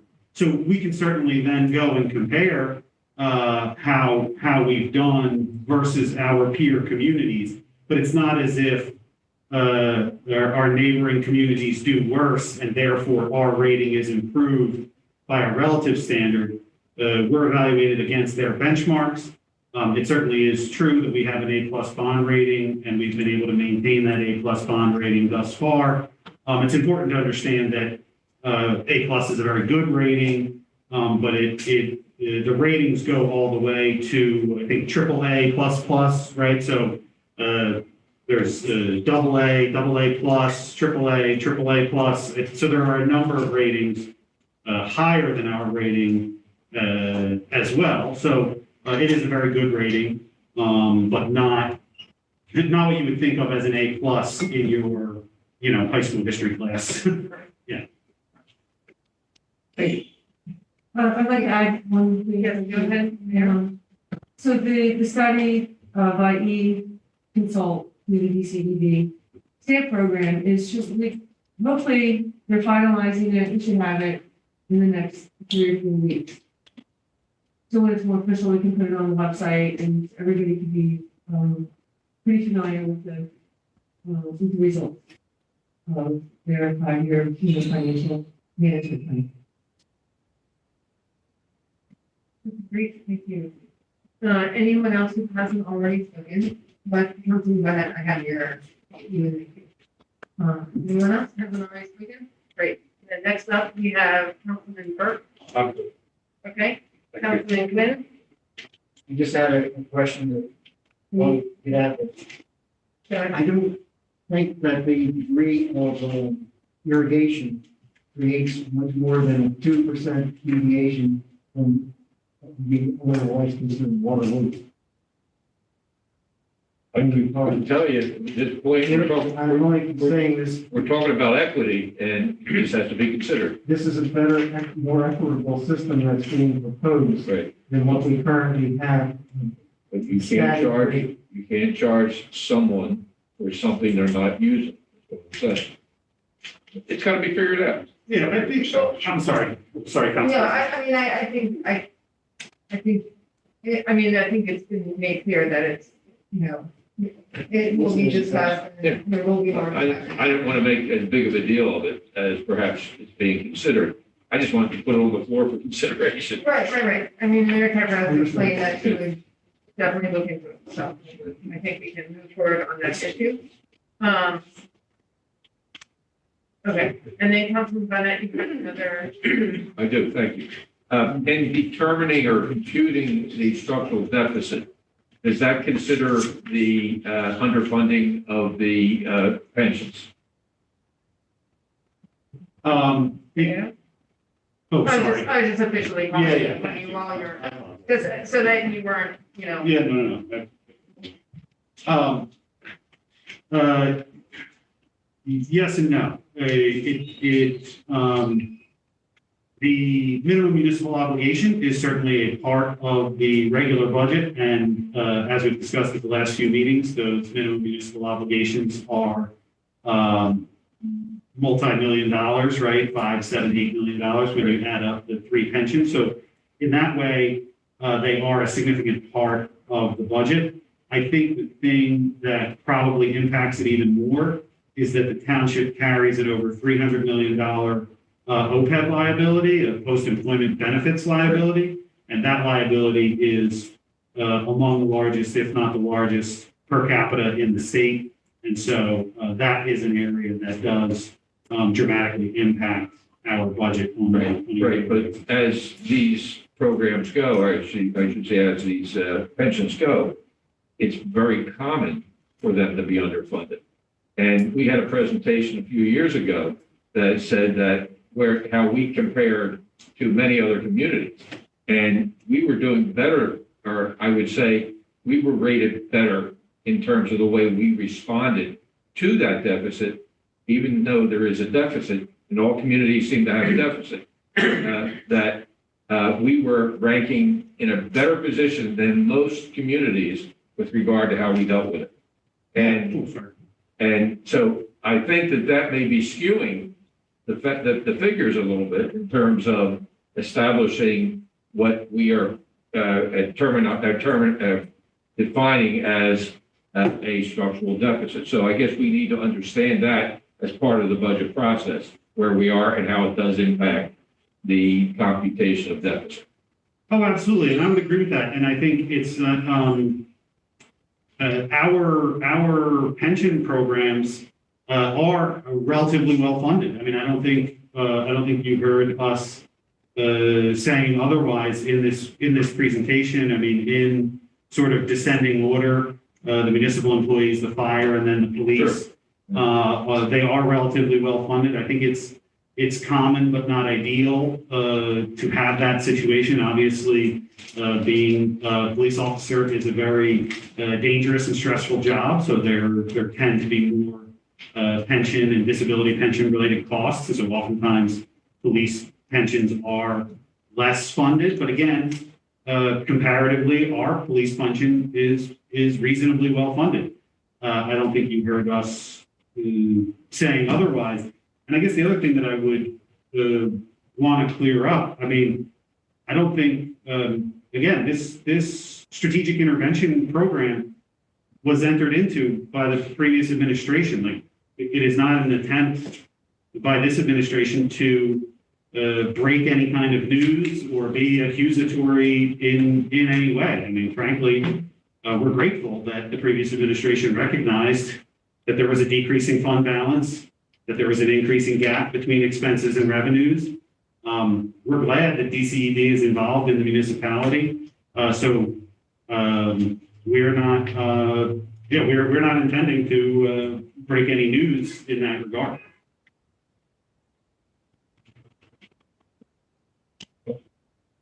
Okay. Treasurer Heenan, do you have any questions in reference to this?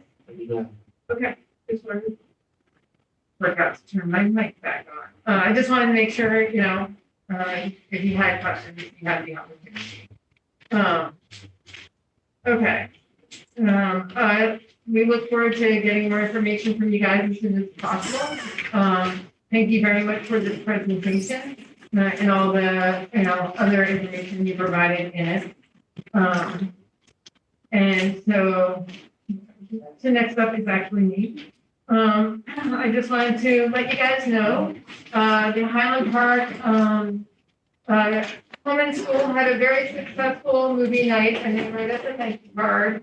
Many students and so forth signed it, and so they were going to come tonight, but they knew summer stage was going to be such an issue that they wanted to, they gave it to me earlier today. So I just wanted to thank you all. Councilwoman Blackwell, thank you very much for your assistance. It was there, it was low. So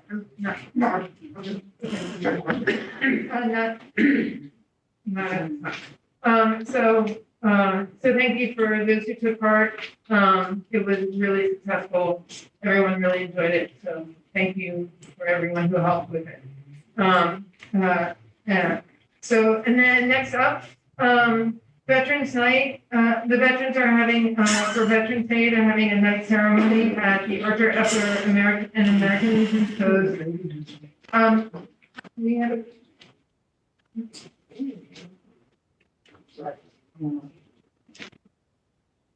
So they're having a Veterans Night ceremony November 11th, 2021 at 7 p.m. at Arthur Epler VFW and American Legion Post 979 at 6736 Marshall Road, Upper Darby. And anyone who took part in putting the flags out at the cemetery, I think it was St. Peter and Paul in Springfield, prior to Memorial Day, please come. Everyone's invited to come, but those who took part in that process, please definitely come because there's a certificate for you to be presented to you at that time. So they just wanted to thank all of us for taking part and definitely love all the council there and anyone else to please come and take part in this event. The official press, I will send the press release to everyone later tonight. And I just wanted to thank everyone who's been coming out to the event. Thank you so much for what happened at Gillespie Park and all the volunteers that were there. And everyone who spoke tonight in reference to summer stage and everyone's comments, it was greatly appreciated and gave us a lot of information and a lot of things to think about. So thank you to everyone. And that's basically all I have. So next up, we have committee reports, Public Safety Committee, co-chairs, Councilman Burke and Treasurer's report. I'm sorry, my bad. It got hidden in my notes. I apologize. So next up is Treasurer's report. Thank you to all those who remind me. Treasurer Heenan, please take it away. My bad. Thank you, Council President. That's, sitting here all night, we get a chance to talk. But that's okay. Anything else? So, there is no treasurer's report this month. Apparently, bit of some turmoil in the finance department. So my ability to create a report for you depends on my access to information. That got cut off this month probably forces beyond anybody's control. Our finance director left, and there are some other issues in there. So I certainly hope and expect that we'll be able to present a report in November. Great. So the report that we got, that council got tonight, is that the report that you need? Normally, these packets are the same that I get about a week before the meeting, so that I have time to summarize them, read through them, and answer your questions about those packets. You get them at the night of the meeting. I did not get those packets. So, I had no time to prepare anything for you. Okay, so we need to make sure that you can get them. Okay, great. Okay, so I think we'll be able to fix that for the future, right? Great, thank you. Okay, so next up, committees report, Public Safety Committee, co-chairs Burke and Blackwell, members Silva and Tunis Jr. We have a resolution, Mr. Richardson. Take it away. Thank you, President. This is, resolution. This is resolution 50-21, which is amending ordinance to change stop signs from 2-way to 4-way at the intersection of Nanfair Road and Fairfield Avenue. So concludes the resolution reading. Okay.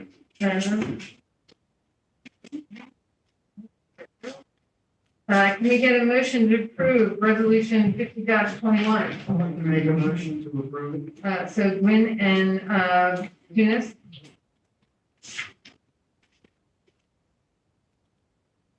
Are there any questions or concerns on this resolution? Seeing none. All those in favor, please signify by saying aye. Aye. Opposed, say your name. Ayes have it. Thank you very much. Okay. Next up, we have the Finance and Appropriations Committee. I'm sorry, Council President. No. I actually had something for public safety, if that's okay. It's responsive to a question that was asked earlier by council. Okay. So I think there was just a misunderstanding about how the police shifts work. So each of the 4 squads still have between 14 and 16 members per squad, but on any given day, you've got 5 allowed off for sick or vacation on the day shift and 4 allowed off for sick or vacation on the night shift. So, So at any given time, that reduces the number of people on the street to that 10 range. We do also have 18 people IOD, which we're trying to address. So on any given day, the shift complement is still the same, and none of that has changed in the current administration. So I just wanted to clarify that, because when I said those numbers, I was taking into account people who were either sick or on vacation, et cetera, and I just wanted to. And then that's when they can pick up overtime. Correct, yes. Thank you for that clarification. Sure. Councilman Wagner, did you want I'd like to have ask a follow-up question to the CEO about that. I don't want my question to be misunderstood.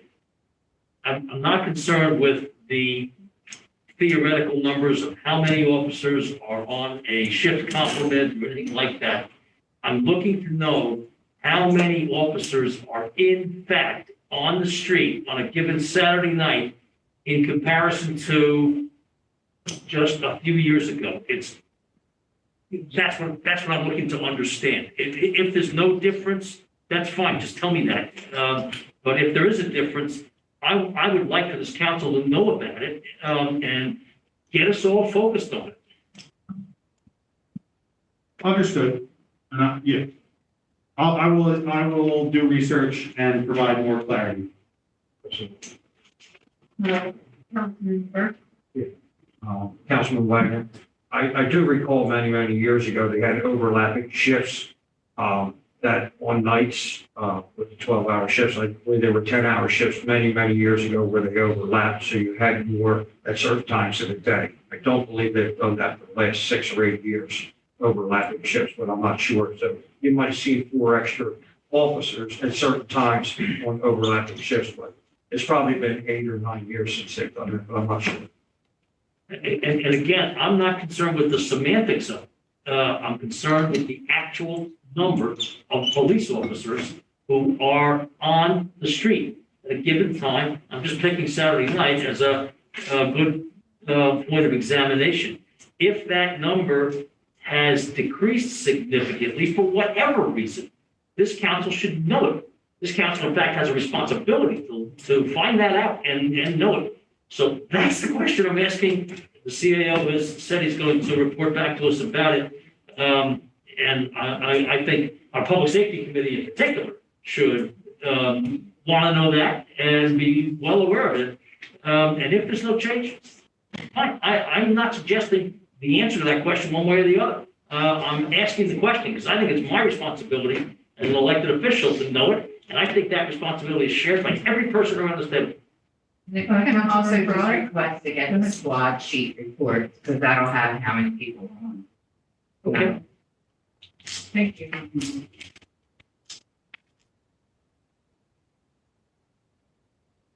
All right.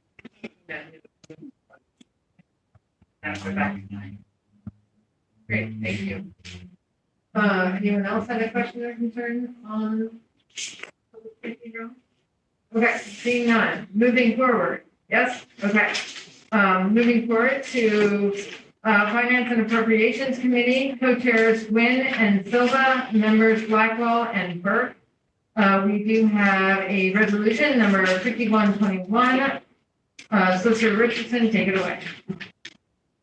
Thank you, President. It was a resolution of the Township or County, Pennsylvania, authorizing the submission of the application for funding from the Commonwealth of Pennsylvania Development Assisted Capital Program grant for $1 million for the purpose of redeveloping the 11,000 Home Street property as community center. Whereas of the Darby Township is desirous of obtaining funds from the Commonwealth of Pennsylvania's opposite budget in the amount of $1 million for the redevelopment of the township and the property at 7,002. Redevelopment will allow for the construction of the 3rd floor, which will provide additional programming for residents and community.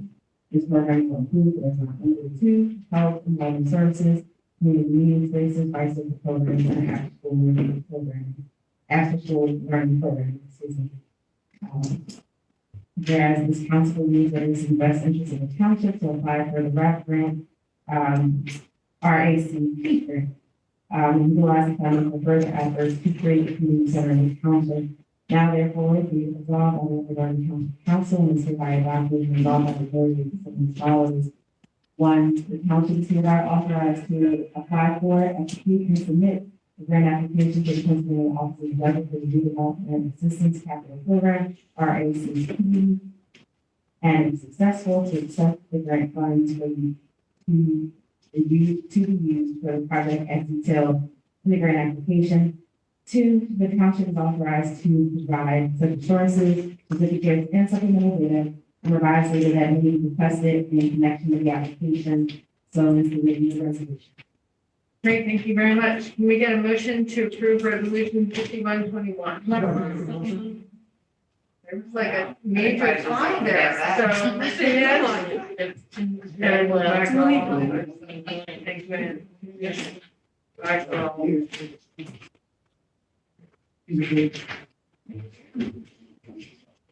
Great. Any questions or concerns on this resolution? So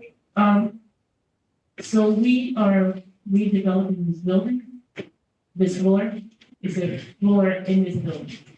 No, it's really, you're gonna see the community center. Wait. Oh, okay. Okay, I'm sorry. I was looking at, okay, I was looking at a different building. I am so sorry. Never mind, never mind. Okay, I think I supposed to admit. It's to be. Yeah, I got it. Never mind. Okay. Can you tell me who's speaking? Councilman Glenn? There was a question with regards to matching. Is there any matching funds required? I don't know. No. It's like we already got $1 million to do the demolition and site work. This is another $1 million that we're. Yes. Third floor. Yeah. The original plan was for 2 floors with the rooftop, green roof, and now we would like to. We only have one shot to build it, small piece of property. If we put another floor on there, we could offer more programming. So with the third floor, the roofing, all the plans for the roof would still be the same, it's just gonna be higher up. Yeah. What And is the then height? that's their site line. Right? What is the height that they're going to do? I don't know the specifics. Can I get back to you, because we have a meeting with the developer tomorrow. Yeah, that'd be great. Councilman Silva? No, go. Oh, Talk about it. Oh, sorry. I was just gonna say, we already know that, this is a great project. Many of the youth in this area don't have a park, accessible to them. So the community center is multi-generational, and I think is another way to do that. So we should probably all go there. Yeah. Okay. Councilman Silva? Thank you. So is this basically the presentation that the architects are showing at the International Festival of the building? So that presentation was the 3 floor. Okay. Yeah, no, I agree with my colleagues here. I think it's going to be great for the community. I can't wait to see this happen. I'm sorry. And the RDG government, I'm excited about that. Yes, I agree. Councilman Siddiq? Go ahead. This project is a good addition to our community, especially District 6 and 7. And in these 2 districts, we don't have any the party hall type stuff, like a community room to rent it or something like that, generate the money. I will request our administration if they can add a room, which is like a party hall for this area. We really need it for the community. Please be considered that one when you meet tomorrow with the developer. Thank you. Okay, and you, Councilman, Councilman Burke? With this 3rd floor and new development, do we have a price tag on the actual, from the architect, on the actual building? I believe the price tag was in the $6 million range prior to this, is that correct? Or was it $6 million from the stud? So I'm not sure. Yeah, so all the price tags have been estimates. We're now in sort of the final planning stage where we'll get to the point of actual construction documents and a real hard estimate. Obviously, the addition of the 3rd floor will involve significant added costs, thus the $1 million grant request to the state. So I think you're more likely to see the total project cost in the $8 or $9 million. Thank you. Do we have a time frame on this? Or Yeah, start or completion roundabout, not a. Yeah, I mean, as you know, construction timelines are often elusive, especially with current supply chain issues, but the hope would be to open January of 23.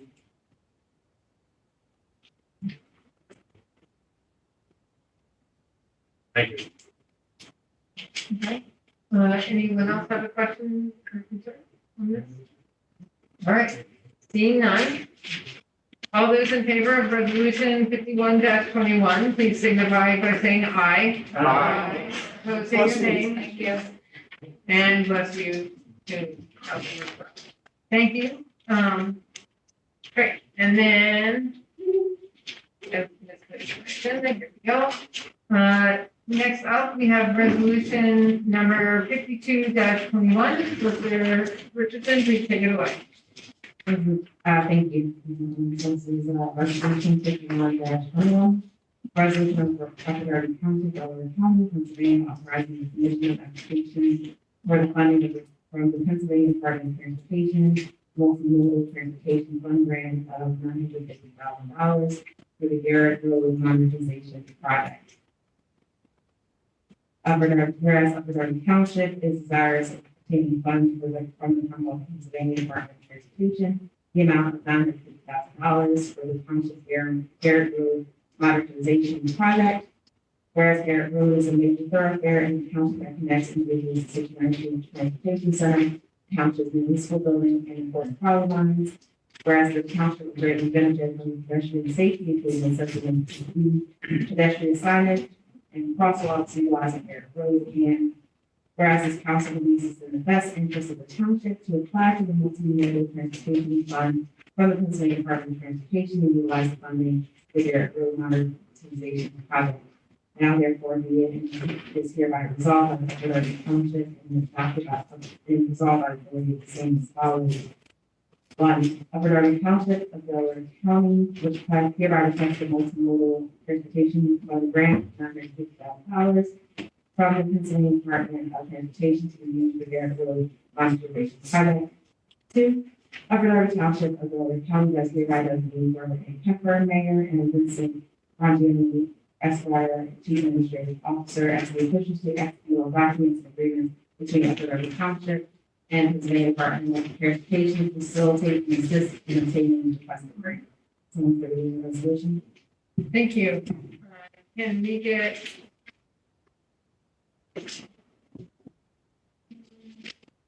Hold on.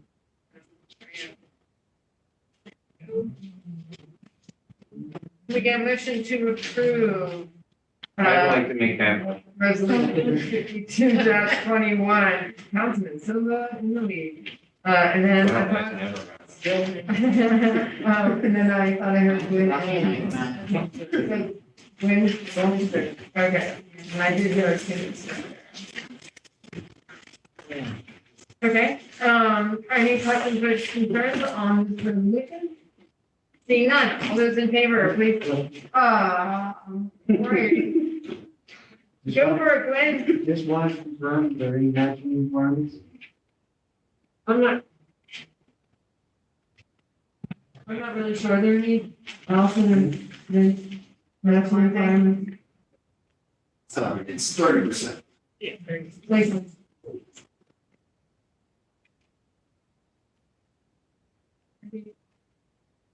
And then from there for future, Councilman Gwynn will always ask that question.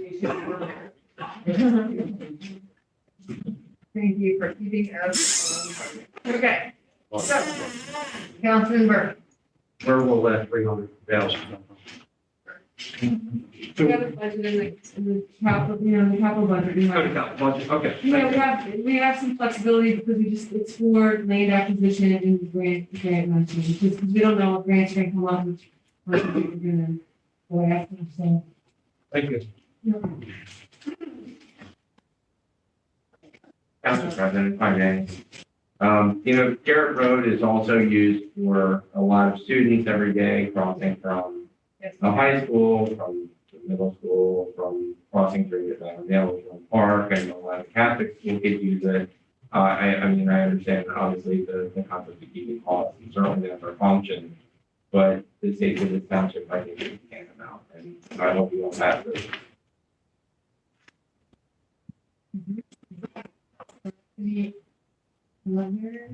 Did you have another question? Well, before you go, Councilman Gwynn, does anyone else have any questions or concerns on this resolution?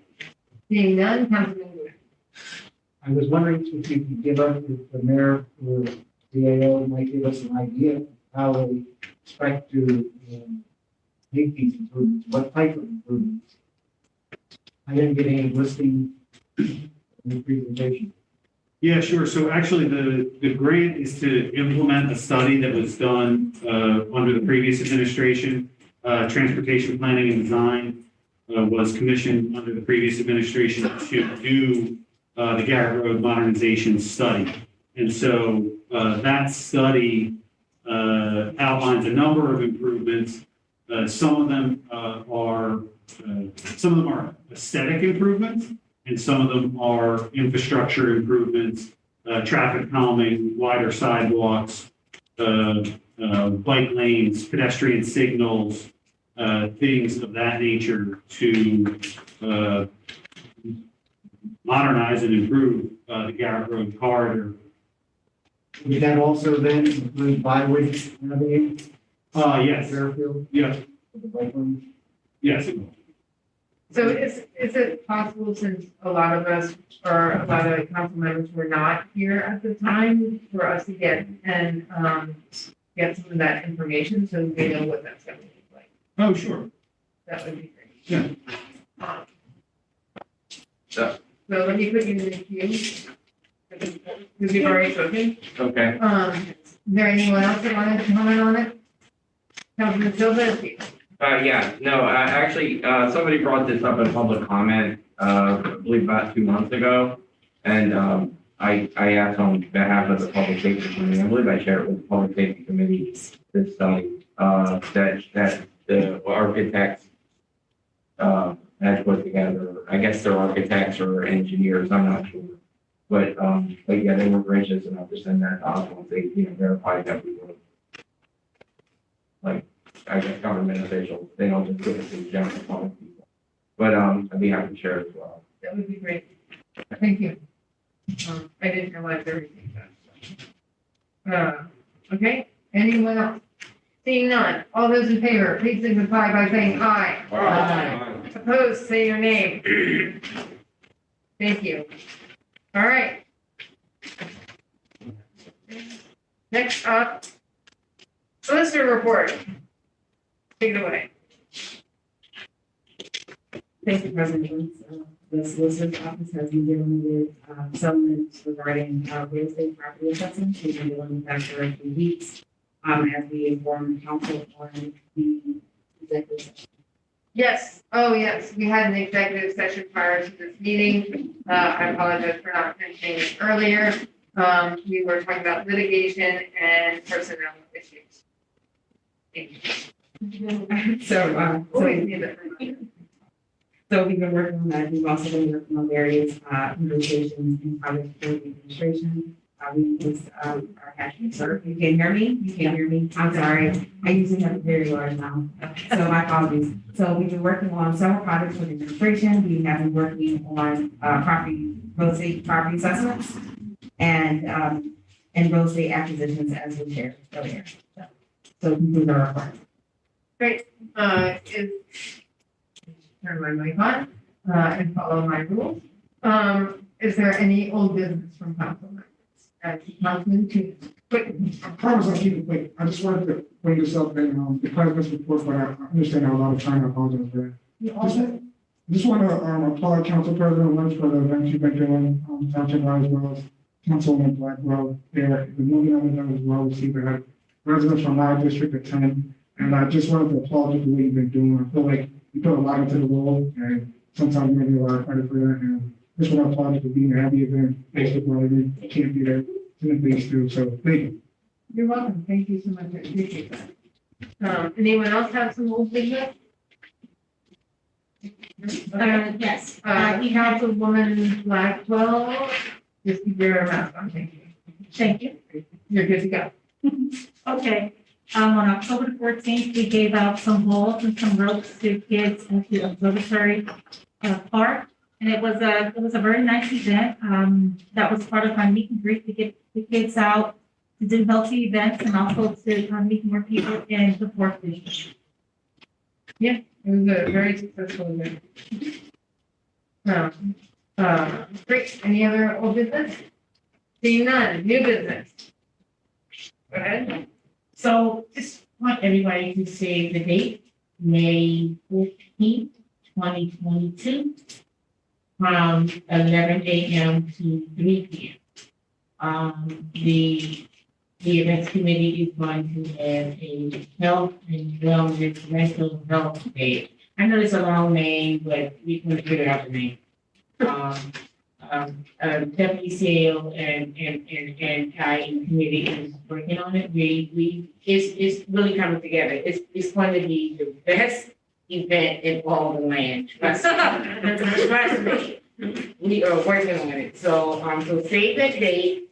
And so yeah, it's going to be awesome. Also, the 21st as well, correct? Oh, yes, May 21st is gonna also be the job fair, yes. Yep, so save the date. And yes, and also just, I need to talk to the mayor, but, the Highland Park Elementary, or Highland School, really wants to do a community day or a community service day at the observatory, a little later this month. So I will be sending you an email about that. It's just some things from when we were there that we discovered that, if the community comes in and helps to clean things up a bit, before the pool renovations happen. Because everyone enjoyed the use of the observatory, but there are some things that need to be fixed. And they're happy to take part in that fixing, so. So I'll send you the email as soon as I get it. Okay, thank you so much. Anyone else? Councilman Sadiq? Some of the residents in my district, talking about the, what's called the pass for the, resident farming.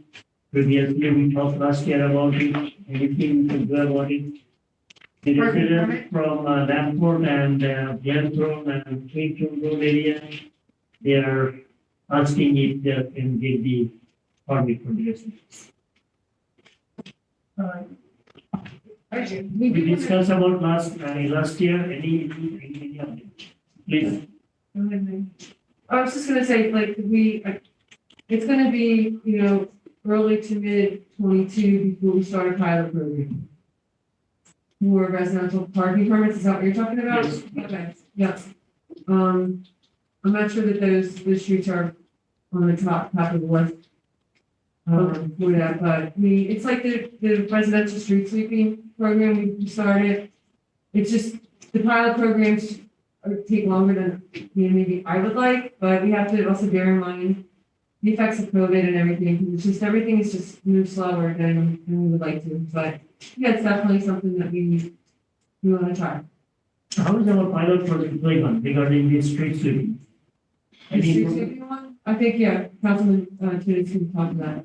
Yeah, so we learned a lot through the program, especially in regards to scheduling.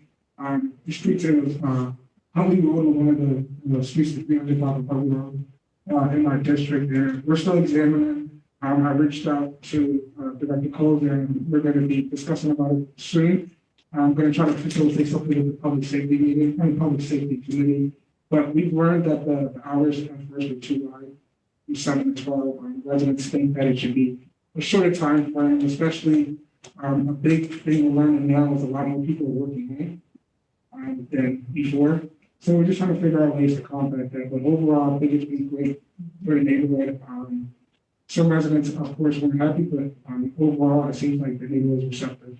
And they've been starting to move their cars and we kind of less ticketing in the area. So are you still in District 6, District 7? Or? Yeah, so the goal of the pilot program is taking the learn from there and see if it's feasible for the entire township. We're not at the point where it's feasible for the entire township yet. We're still in the pilot program. I think I would request to try some other district in street with how it works. Compare 7 other districts. Think about it. Okay, and just like there, just to tag off like Councilman Sadiq, I did get some, I've spoken to residents that are on the borderline between Lansdowne and Upper Darby, and that's where, they're in multiple locations where we're on the border with them. And since Lansdowne has their parking permits, their residents park in Upper Darby to avoid having to pay the fee, so. And I know I had sent an email out to Councilman Hoover from Lansdowne Borough. I believe I tagged you in it, and then I think we all got busy on other things. But if we could, whenever we do a parking program, that if we also incorporate a township borough one, so that people, we have the problem on Union Avenue where the street's owned by Lansdowne, and then we have Upper Darby houses on Union Avenue, so they can't park outside their house without having a Lansdowne permit, but they don't live in Lansdowne. So, if we have a across, borough township, parking permit, then it, our residents can park outside their house. So, yeah. So, yeah. Okay, great. Okay, I Those people- see Councilman Burke and Gwen. Go ahead, Burke. Those residents can purchase a parking permit from Lansdowne to park when they're not to get ticketed, but it doesn't mean they have that spot. So even though they're Upper Darby residents, they can buy a Lansdowne sticker and park on there. So we'd have to be a little bit creative, so. Then I don't think they were aware of that, because the ones I've spoken to did not. Yes, so, but I did check with Lansdowne. Okay. Okay, that's good to know. Councilman Wood? I too had individuals that have approached me looking for parking permits or the ability to buy slots. Once they don't get ticketed all the time, they can just get to pay the money up front and have it covered. So they don't get tickets, particularly on Violet Avenue, but they're now enforcing, many times it's the workers that are parking there. Rather than break their day up and go out and move their car, they park there for more than 2 hours. We just got tickets and they get all upset. There are some of these people also,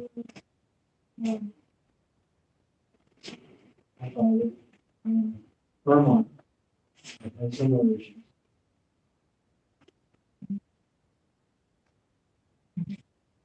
Okay, anyone else? Councilman Barnett? Thank you. Can we get an update on the status of filling the Director of Finance position?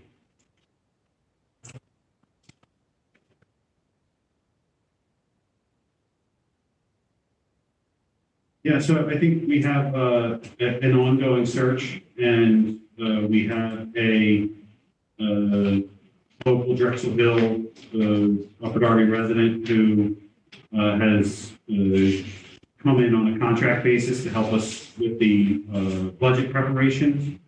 So that's been a helpful sort of stopgap while we conduct the search for replacement. Do we have a professional firm engaged to seek someone for us or candidates for us to interview, or how are we going about that? So we do have an HR consultant who helps us with all of our hiring process. So it's not specific to the finance director search, but the answer is yes. Do we have any candidates identified? I'm not aware of any at this point. They may be earlier in the process than, resumes on my desk. But we do have somebody capable on staff as a fill-in for now? Yes. All right, thank you. Who's the fill-in at the moment? Well, his name is Mike Atwell, and the responsibilities are largely have been taken over in the CAO's office by myself and Deputy CAO.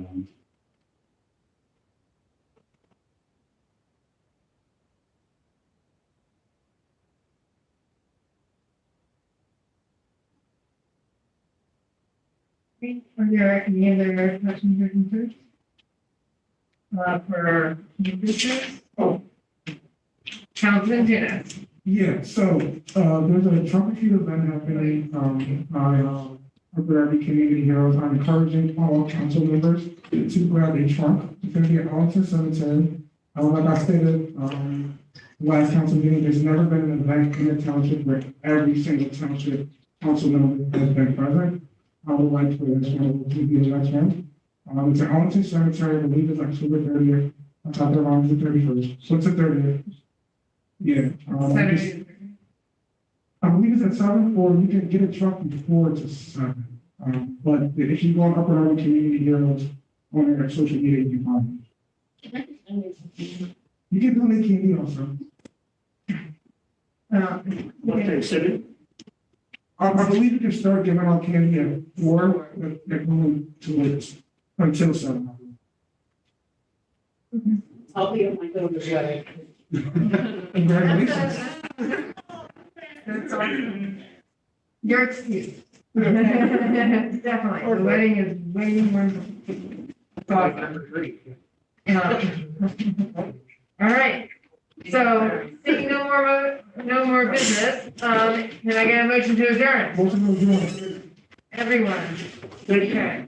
All those in favor signify by saying aye. Opposed, say no, or say your name. All right, ayes have it. 10:01. Oh.